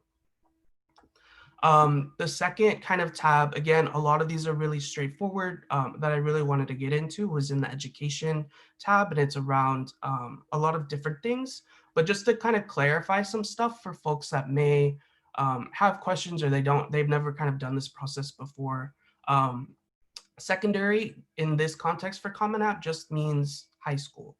So please, like if you're filling out this application and you see questions like this and they talk about secondary, please don't fill out like middle school or elementary school. It's typically high school. It's high school in here. And then if you've attended any other high school during your time, then you would fill out that part. And then really kind of, if you have any questions about your school that you aren't able to answer, feel free to make appointments or to talk to a guidance counselor because they'll be able to address your situation with a little more context and a little more depth. But I also wanted to come up here when I'm talking about honors because honors can really feed into the activities part of the common application. And it can be a really good way if you're doing this intentionally or you're thinking this out strategically, can be a really good point to kind of balance your activities tab that we can go through we'll be going through just in a little bit more detail later. So for honors, it's again, like it's any kind of school acknowledgement, any kind of recognition, any kind of honors thing that you've gotten through your time in education. And just some like kind of recommendations or suggestions that I would bring out as someone who's had to help with application processes or had to read application processes is don't double up. And we can talk about that a little bit later, but we will be talking about that a little bit later. But don't double up and try to go, they always say like put your best foot forward or start with your best foot forward. So you want to start with any of the achievements that are largest and then go down to the smallest, from most national to the most local, most competitive to the least competitive. When you're doing that, you also kind of want to follow what they call is like the 4 mores. So for any acknowledgement that required either more hours, more attention, more passion, and more excellence, or any activities that kind of did that, you want to start with those activities and then intentionally think about where the rest of your acknowledgements or the rest of your honors fall in relation to those. For anything that is anything that it seems kind of untraditional or out of place, but you feel is really significant to who you are as a person, your identity, or just tells us more about your interests and your passions in life, feel free to keep those in and don't leave those out of the application process. But again, just think a little more intentionally about how they relate to in this honoring process. And I kind of wanted to talk about that especially more as we're having this conversation about quantifying achievements and recognitions and accomplishments, that it's okay to not have any of the, or it's okay to have only like honor roll kind of achievements, right? Or it's okay to not have those. And I think that these processes and this application and these college applications aren't a accurate and aren't a holistic expression of who you are, or a holistic representation of who you are as a person. And they don't represent your worth in community, and they don't equate to your worth taking up space in college or university, if that's something that you feel like you want to do. I think a lot of the times, especially when we're filling this out, and I know I went through this a lot too, was when we're filling out these kinds of applications and we start getting to the honors or the activities or the recognitions, we start thinking about like, oh, what did I do during high school? And we start listing these out, we can get a little self-conscious, and we can, a lot of the emotions around I'm not worth being here because I only got a 2.5 GPA, which is what I did in high school. I graduated with a 2.5 GPA, and I did really poor my freshman year. And my freshman year of high school, I was told by really bad guidance counselors and really bad teachers that I wasn't fit for college, or I wasn't fit for university, that it wouldn't be a waste of my time, or I would be better served thinking about just going to an alternative route for school. And that really stuck with me as a child, right? As a person listening to these adults who are supposed to be experts and internalizing those feelings about myself. And that kind of led through the rest of my high school career, where I then went into just community college, and then ended up becoming the first person in my family to get a master's degree. And so that's why I want to kind of reiterate this process, especially as we're talking about quantifying and creating these hierarchies of acknowledgements and accomplishments. Not everybody is able to participate in environments with resources that allow us to be in a national honor society. Not everybody has the time or the support system to participate in extensive community engagement and community events that can bolster up your application. And a lot of people, even more, might have the time, but just don't know that these options exist, or that these options might or potentially benefit your college application process, because either your family or your support system or whoever you're looking for guidance around these issues didn't do this or didn't know that these existed. And so you just don't have that pool of knowledge to draw from. And just because you don't have all of these prestigious, like national or super competitive honors, or and you just have like an honor roll from your school because you got a 3.5 GPA, or you don't even have that and you got less than a 3.5 GPA, that doesn't make you any less worthy as a person to go to school. That doesn't mean that you applying to college takes up any less space, or that you don't deserve to be there. And I wanted to reiterate that, especially as we start to go into the activities, and it's kind of a similar process. So for activities, it's kind of the same as, a lot of the advice is really the same as the honors and the acknowledgement and recognition process. Don't double up. So if you mentioned or talked about like an honor or an activity or an honors in the education section, what you want to do is you want to keep those out of the activities and kind of save more room to talk about other stuff that you've been doing or other things that you've been engaged in or you're really interested in. Again, following the 4 mores, passion, attention, excellence, and hours. The other thing that you really want to do when you're filling this out, the activity section, is really being intentional or consistent. You want to be consistent with the words that you're using, the language that you're using. If you're saying that one of my activities is around arts and music, and I'm a harmonica player on my time off, I like to play the harmonica. And so that's an activity that I do, and maybe I do that with an organization that teaches music for kids. And I list on my application that harmonica player and then the organization name. You just kind of want to make sure those formats, those structures that you start with, or that you choose to move in when you're doing this application, are consistent throughout the application, especially when it comes to language around activities that you do. If you conduct a program, if you say that conducted a program that served X amount of students in X amount of communities with X amount of money. You really want to make sure the language that you're using, if you're using past tense, right, with the word conducted, those are kind of, that past tense stays throughout the rest of your activities and your applications that are kind of here. The other thing that I really wanted to touch on is the word count for activities. There are character limits, and my suggestion as a professional who works in nonprofit, works in community, and has to deal a lot with applications that have word counts, is to always never to write directly into, or never to draft directly into these fields first.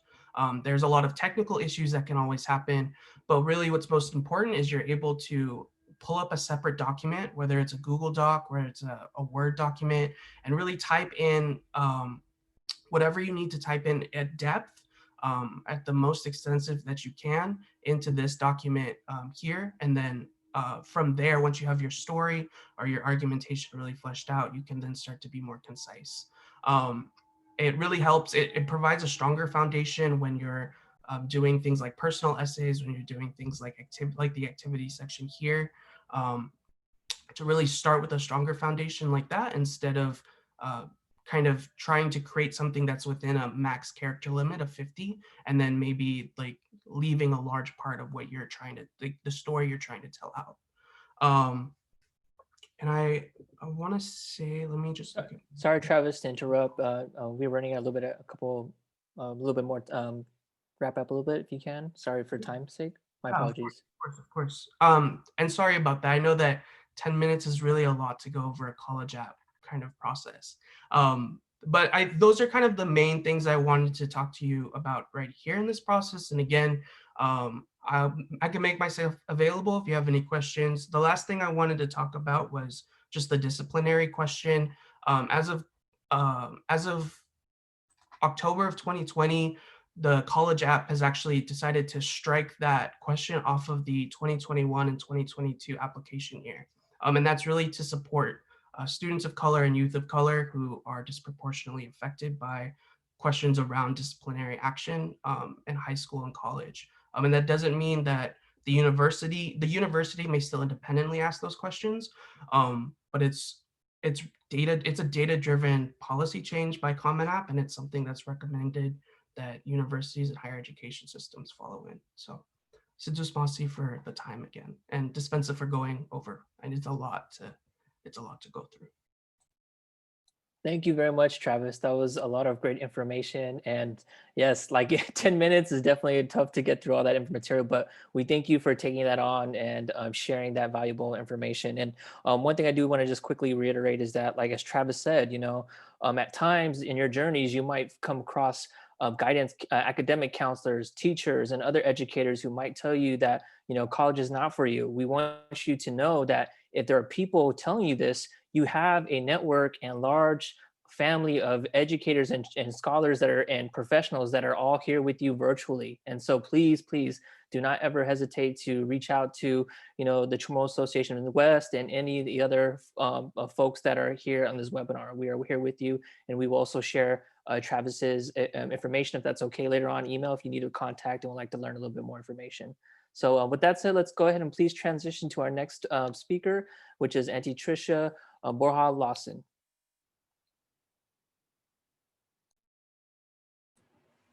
Hafaday. First of all, I need to tell you guys, I'm really nervous because sometimes I get mamalao for when I know I'm talking in front of a lot of people, which is something I need to definitely get over, especially with my hopes of bringing light to our people and our culture. Anyway, Guahusi Tricia Borja Lawson, Sumasagedzu Pagu, Giza Columbus, Ohio, Lamapoksaizu, Giza Dedidu Guam, I Familiaku, Ginini Gibanden Itatahu, Familian Kalu, Zena Familian Titang, Zagi Bandan in Nanahu, Familian Subozes. My name is Tricia Borja Lawson. I currently live in Columbus, Ohio, but I was born and raised in Guam, Dedidu Guam, Paget, Mingla Guam. also to be exact. And today, oh, I'm sorry, my family names from my dad's side are Familian Kalu and Familian Titeng. And from my mom's side, I'm Familian Sabozas. Anyway, I wanted to share some general information today with you guys regarding the free application for federal student aid, which is more commonly known as the FAFSA. But before I do that, I just wanted to share a little bit of information about my background. So first, I want to say it's never too late to go back to college, never. So I graduated from JFK on Guam back in 1990. And I started at University of Guam. My husband had gotten out of the military, so we ended up transferring to the state of Ohio, where he was born and raised. So I moved my family here, and I transferred from UOG to the Ohio State University. It was a culture shock to me, and there were no resources for me when I moved here. So, due to some financial reasons, I had to put my education on hold because I also was a new mom. And so, I temporarily said I was going to put it on hold. And well, 20 years later is when I ended up going back to college. And I did so because I have two daughters. Christy, who's 27, who I'm so proud of. She recently graduated from The Ohio State University with her bachelor's in social work. And then my baby, Hannah, she's graduating next semester also from The Ohio State University with her bachelor's of social work. So when Hannah graduated, who's my baby, she graduated in 2014. She said, Mom, maybe it's time for you to go back. And it's something that I never thought about, just because I never thought that it would have the resource to go to a four-year university like the Ohio State University. So that began my journey on trying to figure out, how do I get back to school? And unfortunately, we didn't have a group like the Chamorro Association of the Midwest. I mean, we did have the Chamorro Association of the Midwest, but we didn't have Antoinette and Christine on our side with this Chamorro Pathways to Higher Education. So that transition for me was tough. It was tough. I didn't have people that I knew readily to ask questions, or to help me. So I did it myself. I did the research, and it took me 2 years. So in 2016, I began my first semester back at the Ohio State University. And I'm proud to say that this coming May, I will be graduating with my bachelor's in mathematics, which was my original goal. So anyway, I would say it's never too late to go back to college. So all you parents out there who've raised your kids and you have time on your hands, hey, it's time to go back to school. So the federal application for student aid is a very, very important tool that, like the Ohio does also, but the U.S. Department of Education, what they use it for is to match students with financial aid that they may be eligible for, based on their financial needs. And some of these are grants that you won't have to pay back, provided you complete your or receive your degree. I'm going to say that I'm not so sure with the Common App, but I know with the FAFSA, almost all universities and college, I believe, require the FAFSA. And once that is completed, they send information to the different colleges, whether or not you're going to actually attend that college or not. So when filling out the FAFSA, there's a few things, several things that you want to make sure you have on hand to make sure the process runs smooth. And it's going to be things such as your identification. So you'll need your social security number, your driver's license, if it's applicable. And then you would have to create a federal student ID, like an FSA ID. And there's two types of students. There's a dependent student and an independent student. I myself would be considered an independent student, like, because I am, no one else can claim me as a dependent on their taxes or things like that. So if you are a dependent student, you would have to create an FSA ID in addition to one parent or guardian.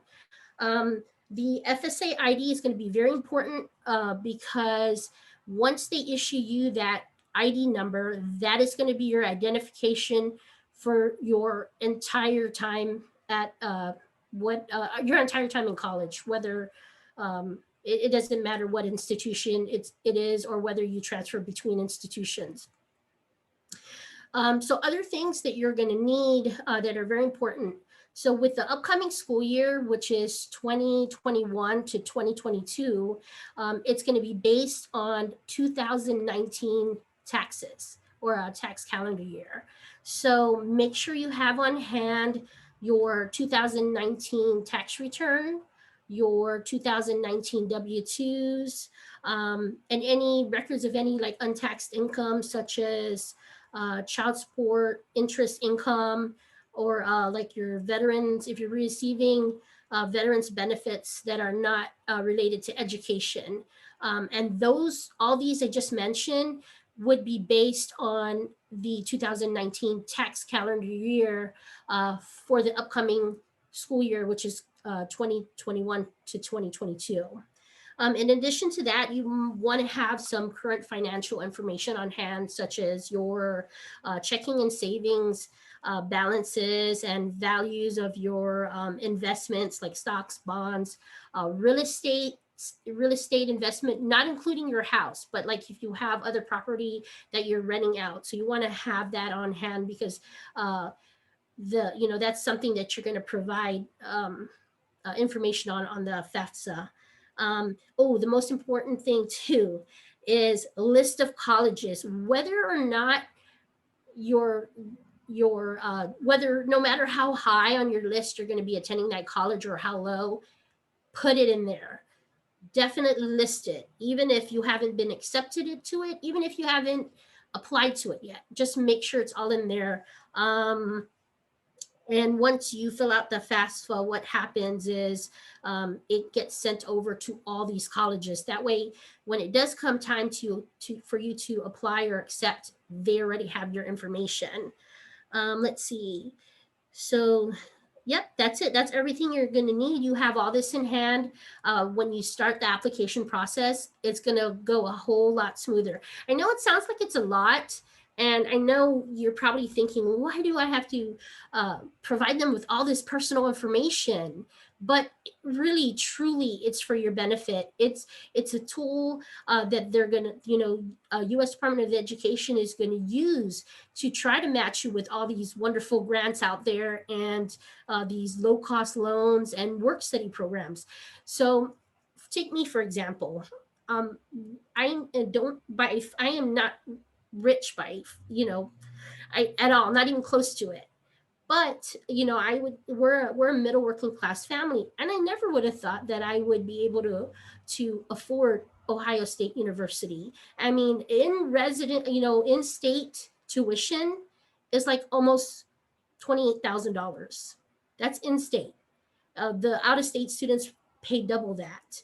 So with me filling out the FAFSA and them sending it to each college, I was matched with, things like the Pell Grant and, the direct subsidized and subsidized loans. But in addition to that, what each college does is they use it also as a tool to match you with state grants and scholarships and internal scholarships, which is very important as well, because many universities or many colleges have internal scholarships and grants. So again, the FAFSA, very, very important. It's going to be the first step. That is the first step I took when in my journey to go back to school.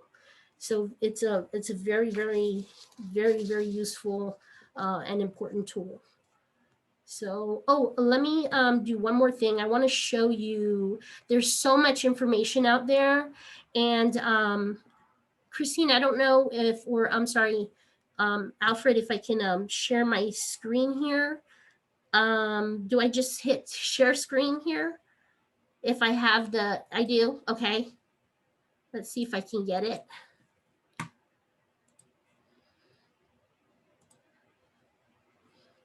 Okay, can you see it?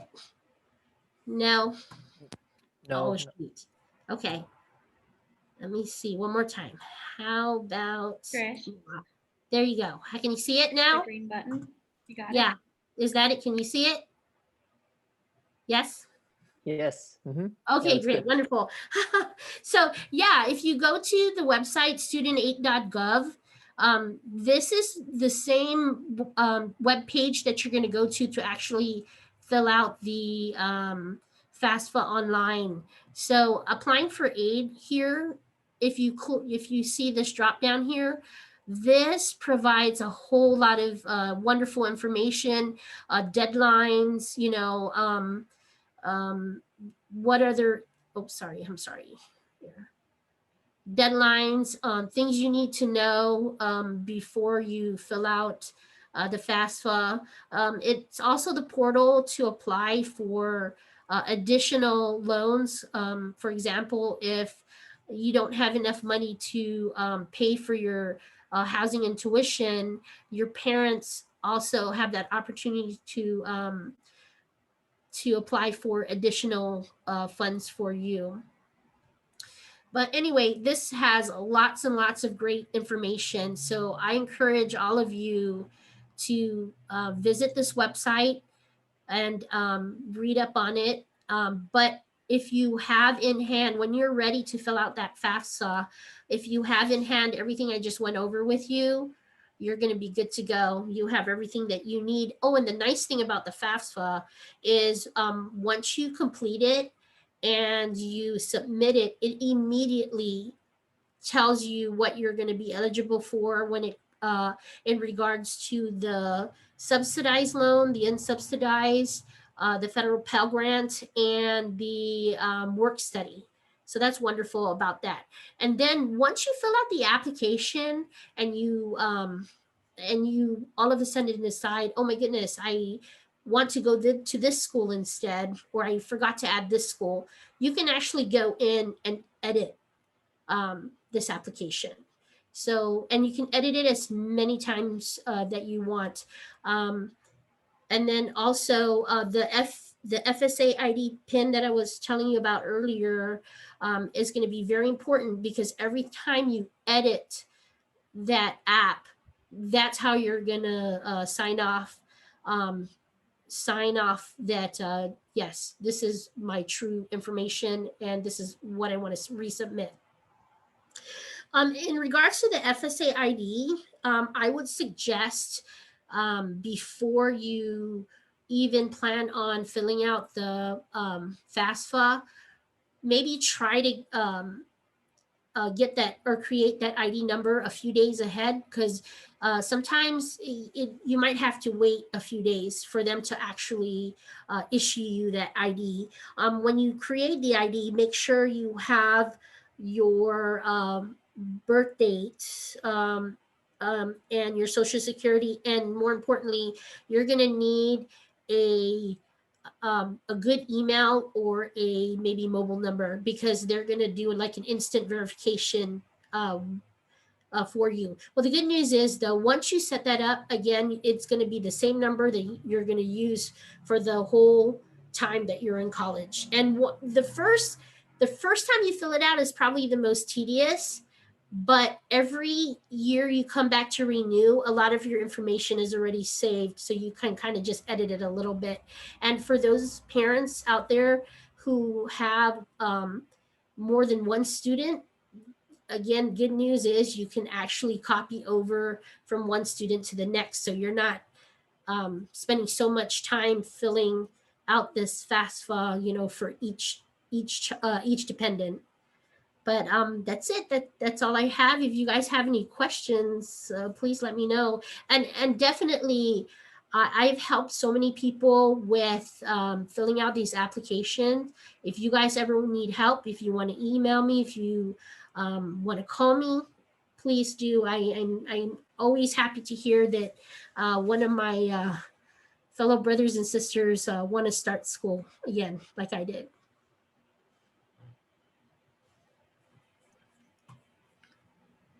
Thank you very much, Tricia. Thank you very much for sharing your story and then your knowledge with us. And once again, just to reiterate, right, the Common App, the FAFSA, these are two integral parts of applying to college that you definitely need to make sure you, try to learn as much as you can and to fill out. So please keep that in mind. And we will definitely be sharing, once again, contact information so you can follow up and if you need to. All right, so we're going to move on to our next topic for this panel, which is the personal statement. And so I'd like to go ahead and pass it off to Austin Garrido. So go ahead and take it away, Austin. Thank you. Can I share screen? Oh, yeah.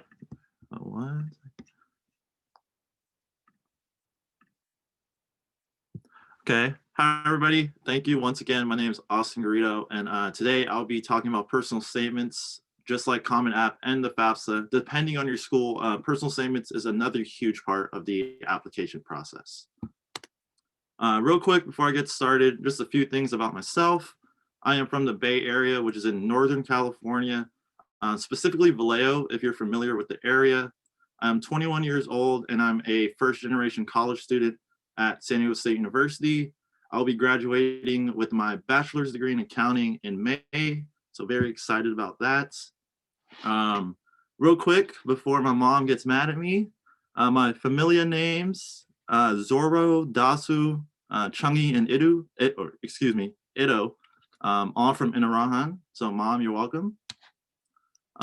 So for those of you who don't know what a personal statement is, a textbook or a dictionary may tell you the following: an essay or other written statement by an applicant, often a prospective student, applying to some college, university, or graduate school. Now, that quote right there, that's correct, but I think it's a little bit more than that. In reality, it's a short story about yourself. It really tells schools who you are beyond just your grades and your test scores. Schools are looking for an opportunity to see who you are as a person and not just who you are based off numbers. And before you start writing, for those of us who haven't written a personal statement, or maybe it's been a while since we have wrote one, the first thing I like to tell people who are looking to apply and looking at schools who require one is that it takes time. This is something that you don't want to rush, and it's something you really want to sit down and take some time to plan out. These are 3 tips and 3 questions I like to tell students to really ask themselves before they start writing. Why should they choose me? What in my life has made me the person I am today? And how have I been able to overcome any obstacles or hardships? Once again, schools are really trying to learn who you are as a person, and this is your opportunity to tell them about yourself. And now, let's say you've done all the pre-writing stuff, you sat down, you asked yourself those questions. Now, these are 4 helpful tips that I found helpful when I was sitting down writing my own. The first one is to be concise. Pretty much every personal statement, no matter the school, you're going to be given a word limit. I know from my personal experience, I applied to UCs, and I believe the current word limit is still 350 words. So if you've ever written a shortened down paper, that's about a page double space. So it's not much. So you really want to stay focused, specific, and relevant to the prompt. Secondly, is to be real. Remember, schools are asking about you and they want to learn about you. It can be very easy to start going off on tangents about another person. So you really want to focus on about yourself. Thirdly, be a storyteller. Even though you have a limited amount of words and a prompt may be very specific, you can still be an effective writer and paint a picture of yourself for the reader. And lastly, which might be the most important about all 4 of these, is to proofread, and proofread a lot. Like I said in the beginning, it takes time, and this is something you don't want to rush. And if you can reach out to teachers, friends, guidance counselors, myself, the more opinion and the more feedback you can get on your personal statements, the better you'll be able to write. Now, I like to read you one of my own. Mom, don't worry, it's not a very personal one. This is one I picked out. When I applied in fall of 2016, University of California's, which is Berkeley, Davis, Irvine, Santa Cruz, UCLA, Merced, and a few others. There was 8 questions or 8 prompts you're given, and you're allowed to choose 4 of the 8 to submit. And like I said, the word count is 350 words. So the prompt was, describe how have you taken advantage of a significant educational opportunity or worked to overcome an educational barrier you have faced. And as you can see, I was just under the 350 word count. And just for caution, this is not by any means a perfect personal statement. There's definitely some errors that I found when I reread this now 4 years later, but this should give you an idea of how you go about writing one. For the past 13 years of my life, I've been working towards becoming the first in my family to attend college and earn a degree. My parents have always told me that they would like me to be the first to attend college, earn my degree, and unlock the opportunities they did not have. I've always known that college was my plan after high school, and I not only wanted myself to be successful, but also make my family proud. I began to research colleges around the country and found that I wanted to attend college within California. I knew I would be attending a high school that does not have the best academic reputation, and if I wanted to be competitive in the enrollment process, then I would have to place myself in the challenging and rigorous courses. So as soon as I possibly could, my sophomore year, I enrolled into advanced placement courses that would challenge my mind and prepare me for classes at the college level. While I am at school, I have access to teachers and classmates to ask for additional explanation when there's a time I do not understand a topic. However, at home, I'm unable to ask my parents for help as they have never taken advanced placement courses and do not understand most of the concepts I'm being taught in the classroom. So when a problem does arise, my options are to reread the textbook, reread my notes, or even watch and take notes from videos on the internet. I do understand that this is not the biggest obstacle for one to face, which I am thankful for, but it is the biggest that I have encountered, and by facing this obstacle, I've learned several skills that I find to be very valuable, which included responsibility, independence, and communication. My plan is to take these skills and apply them to my college education and be the first in my family to graduate from college and earn a bachelor's degree. So as you can see, it wasn't perfect, but it was about myself. I believe I stayed focused to the prompt and it was under the word count, which is very important.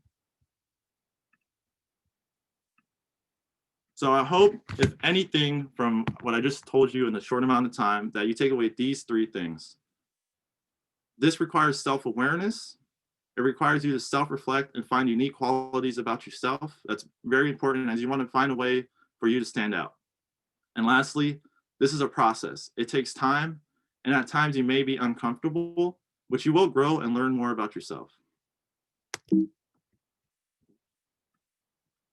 So that's all I have. If you have any questions, I believe we have some time. If you want to type it in the chat, if you'd rather ask me individually, you can email me at my email right there on the screen at agarrido@sdsu.edu. Thank you.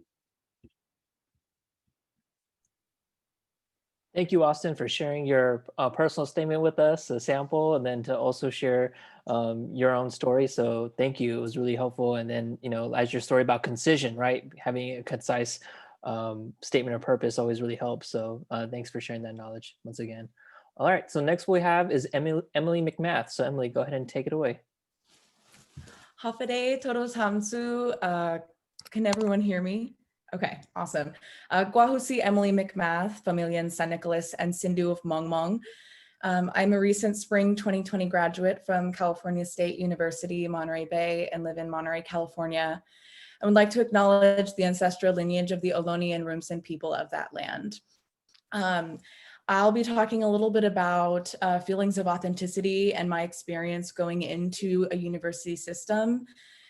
So once I was in school after applying, it was a little bit stressful navigating where I wanted to go with my degree because I was convinced that you had to know exactly what you wanted to do with your future upon graduating high school in order to be successful in your studies. So I actually changed majors 3 times throughout my undergrad, and it was actually one of the best decisions that I made because I went from being unhappy in one major that I thought was automatically going to make me like financially successful, therefore happy, to instead being an ethical communications major, which is what I graduated in.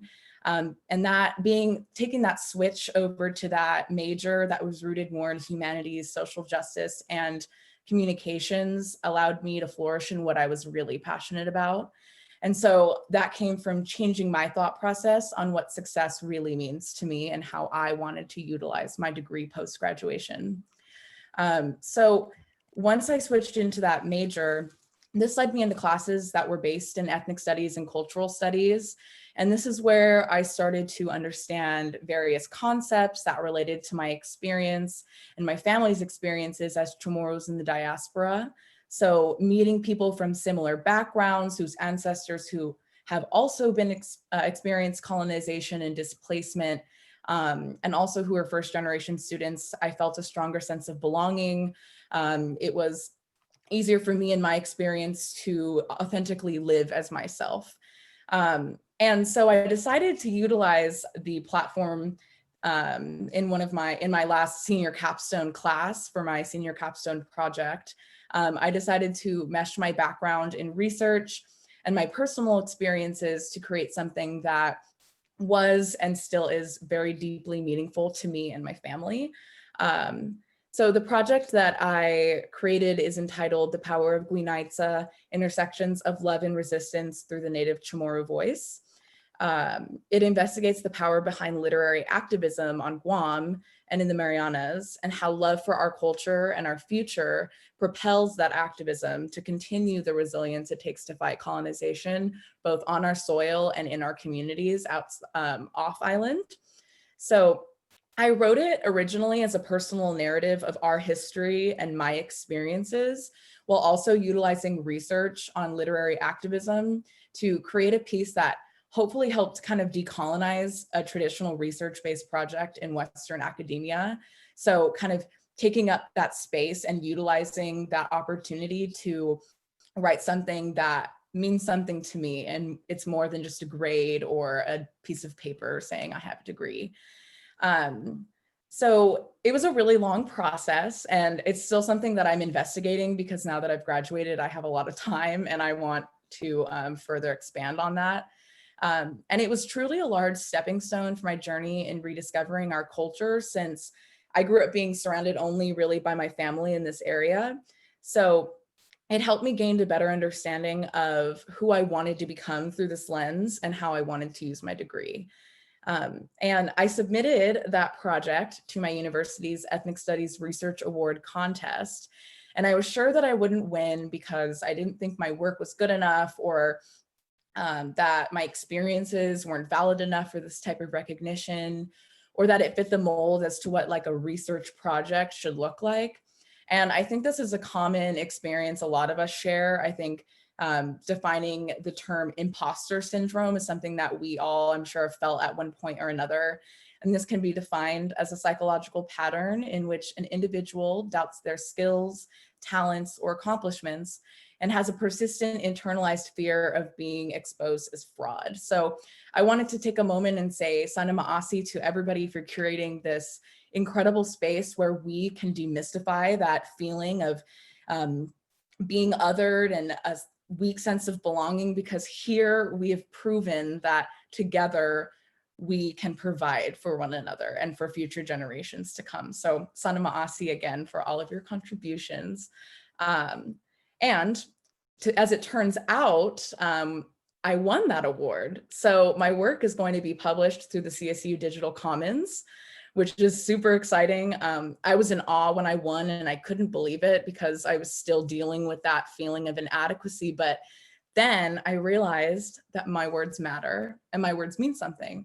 And it has opened up an entirely new chapter of my life regarding my activism, my future in academia, and overall my sense of belonging in our beautiful and vibrant culture. So taking that opportunity and doing something that scared me, like submitting this very deeply personal capstone project, paid off. And because of it, I am here with you all today. And I've made connections with other powerful Chamorros across the world. And it was all because I remained authentic in who I am and what I care about and what I hope to carry on in the future. So I hope that what all of you entering the university system at any stage in your life take from this is that you are valid, you deserve to be here. This is a sense of belonging that you must bring to create your own voice and amplify your voice and the others who have also historically been neglected from those spaces. So Sana Maasi so much for allowing me to speak today with you all. Thank you very much, Emily, for sharing your story. And Biba, congratulations. Yay. All right, so let's go ahead and transition to our next speaker, which is Chloe Walker, who will be talking about college search and application process. Hi, my name's Chloe Walker. My name is Camacho, and my family is Camacho from Agana Heights. I'm here to talk about my personal experience today as a high school student currently doing all my college applications. So I'm going to share my screen real quick.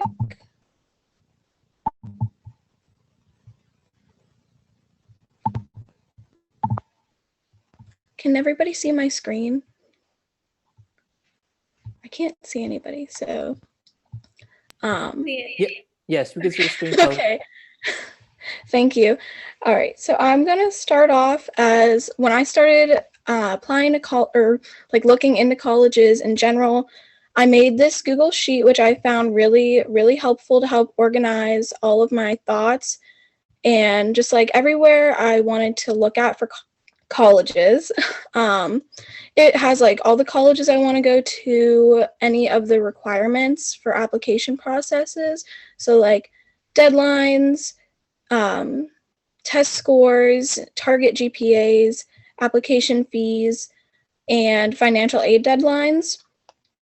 And I think knowing these requirements are like extremely important in knowing this, and it makes it a lot less stressful for the entire process because you just have everything in one place and you're able to narrow down everything you need. So going off of these requirements, I know I wanted to talk about unweighted and weighted GPAs and what the difference is for them. So weighted GPA is mainly what like your school is making. So like my school has a weighted scale of like for normal classes, it's 4.0, and for advanced placement classes, it's a 5.0 scale. But when you are applying to colleges, colleges mainly look at unweighted GPA, which is in the one that I'm circling with my mouse right now. So those are the really important ones that base like your class rank, things like that, that colleges will look at. And the higher, closer to like a 4.0, because that's what it is based on, is a 4.0 scale, is like the more like Ivy League colleges will look for 4.0 GPAs. But that's mainly what the colleges will look at. And then I think someone went over test scores, but like that's another thing that I had on here was like target ACT, SAT sets scores, and the application deadlines are really important to know, especially now for anybody who's a senior currently and is applying to colleges right now. It's really important to know them, as a lot of them are changing because of the current situation. And it's just very important to know what kind of decision you're going to make, whether it's early decision, regular. And then the other thing I wanted to talk about was AP classes. So I currently am taking 4 AP classes, and I took 5 AP classes last year. So basically AP is advanced placement, and those are really, really important for getting to know like knowledge for college, not even just, it's very important for college credit because you can earn college credit by passing your AP exams, but just in general, taking advanced placement classes put you ahead of people. And it's just important to know the knowledge that you gain from those classes, because they'll help you going into college, and you'll like already know all this information for your classes, and it'll be really, really important and helpful for you. And I think I'm just gonna stop sharing my screen. And I think that's all I was supposed to talk about. So if anybody has any questions for me, question for me. What's the difference between early admission and regular admission? So early admission, depending on the college, this is like based on the knowledge that I have for it, the early admission process is like you're gonna be applying before the regular decision deadline. So those are usually around like late summer, early fall, as far as I know. I didn't apply anywhere early admission because a lot of schools require early admission to be,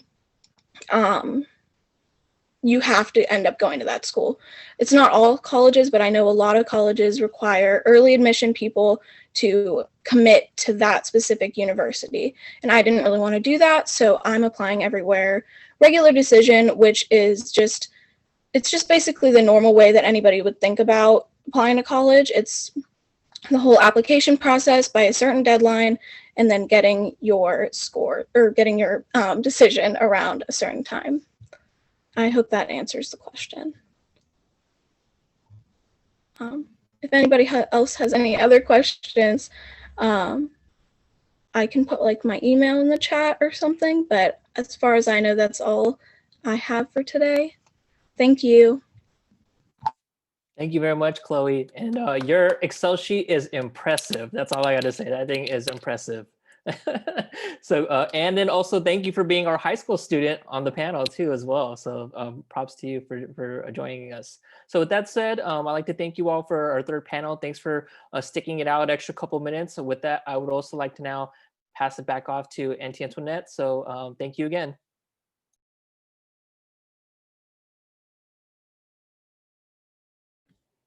All right, I'm going to throw my amazing technical advisor and colleague, friend, co-chair, Christine, a little bit on the spot. If there's any way while I'm making my final remarks that everyone's screen can be shown who's still on the call. Some folks have had to leave. Are you able to do that, Christine? Can everybody see everyone who's here? Yeah, we can, as long as their video's on, they'll appear on. All right, so it doesn't, Travis and Tim, if you come back, or Mary. All right, the reason I want to do this is because this has never been about any one individual journey. This has always been about familien, about gnadenza, about perseverance, about love. And even sometimes it's been about meniscan, suffering. My own story, and I asked Christine this, I had mixed feelings about sharing that I was the first to get into the PhD program at Yale. Because the real point is that when I went there, I knew I wasn't the smartest person in my family. I knew I was there because of my parents. But above all, I knew that everything I did in that space would make space for the rest of you to come. I am so proud. I'm so grateful to all of you, for your strength, for your generosity, for your fierceness. I wish I could remember something funny from Salty Chamorro. It is, if you ever do email me, I quoted him in my signature line, but it's something along the lines of, own your badassness. I'm so proud to be Chamorro. I always have.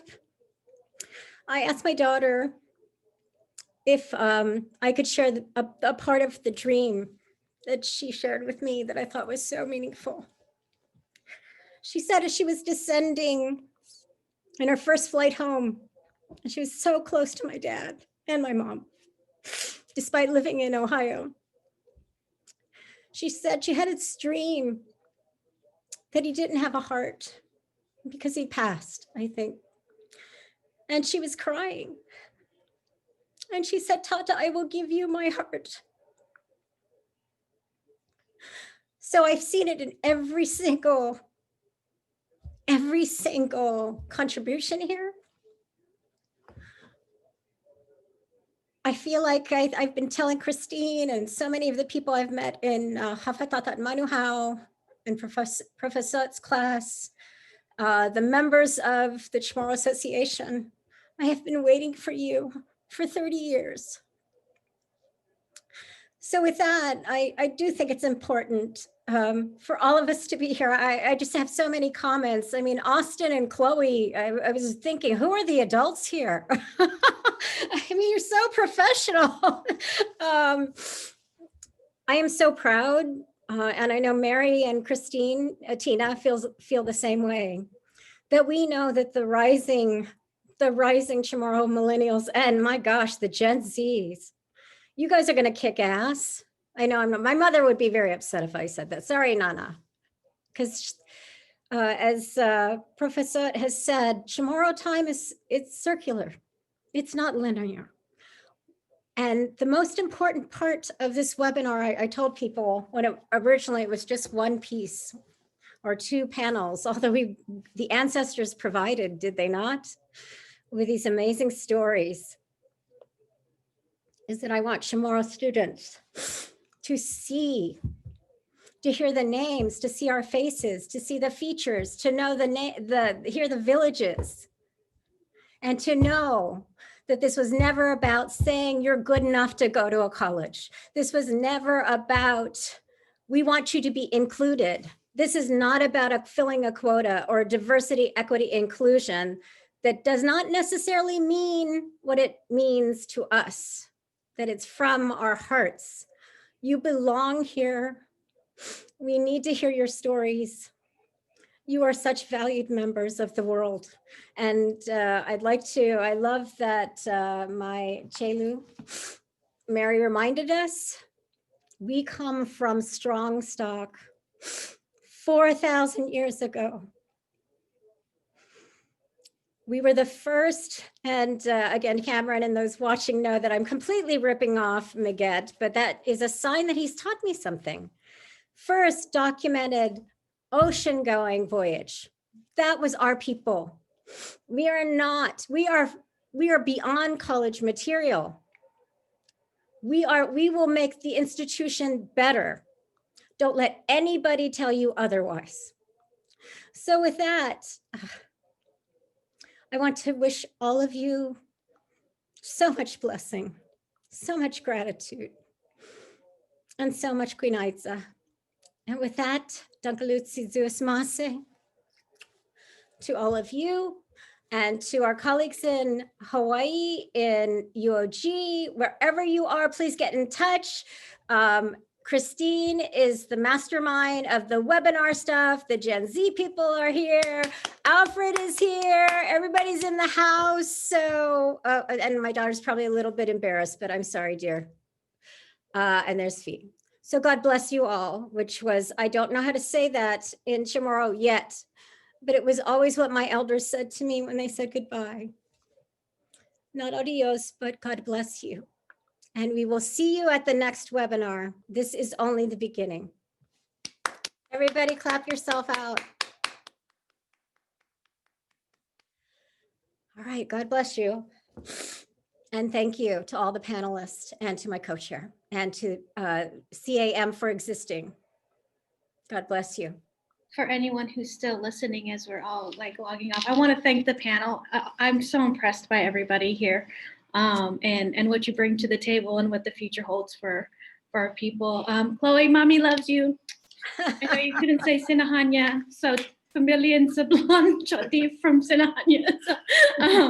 But thank you, everyone. I can't wait to work with all of you and continue to do this and help our people rise. So, and don't we have to say that, Tricia? Professor, it has been an honor and a thrill and a roller coaster, but an amazing journey. Thank you.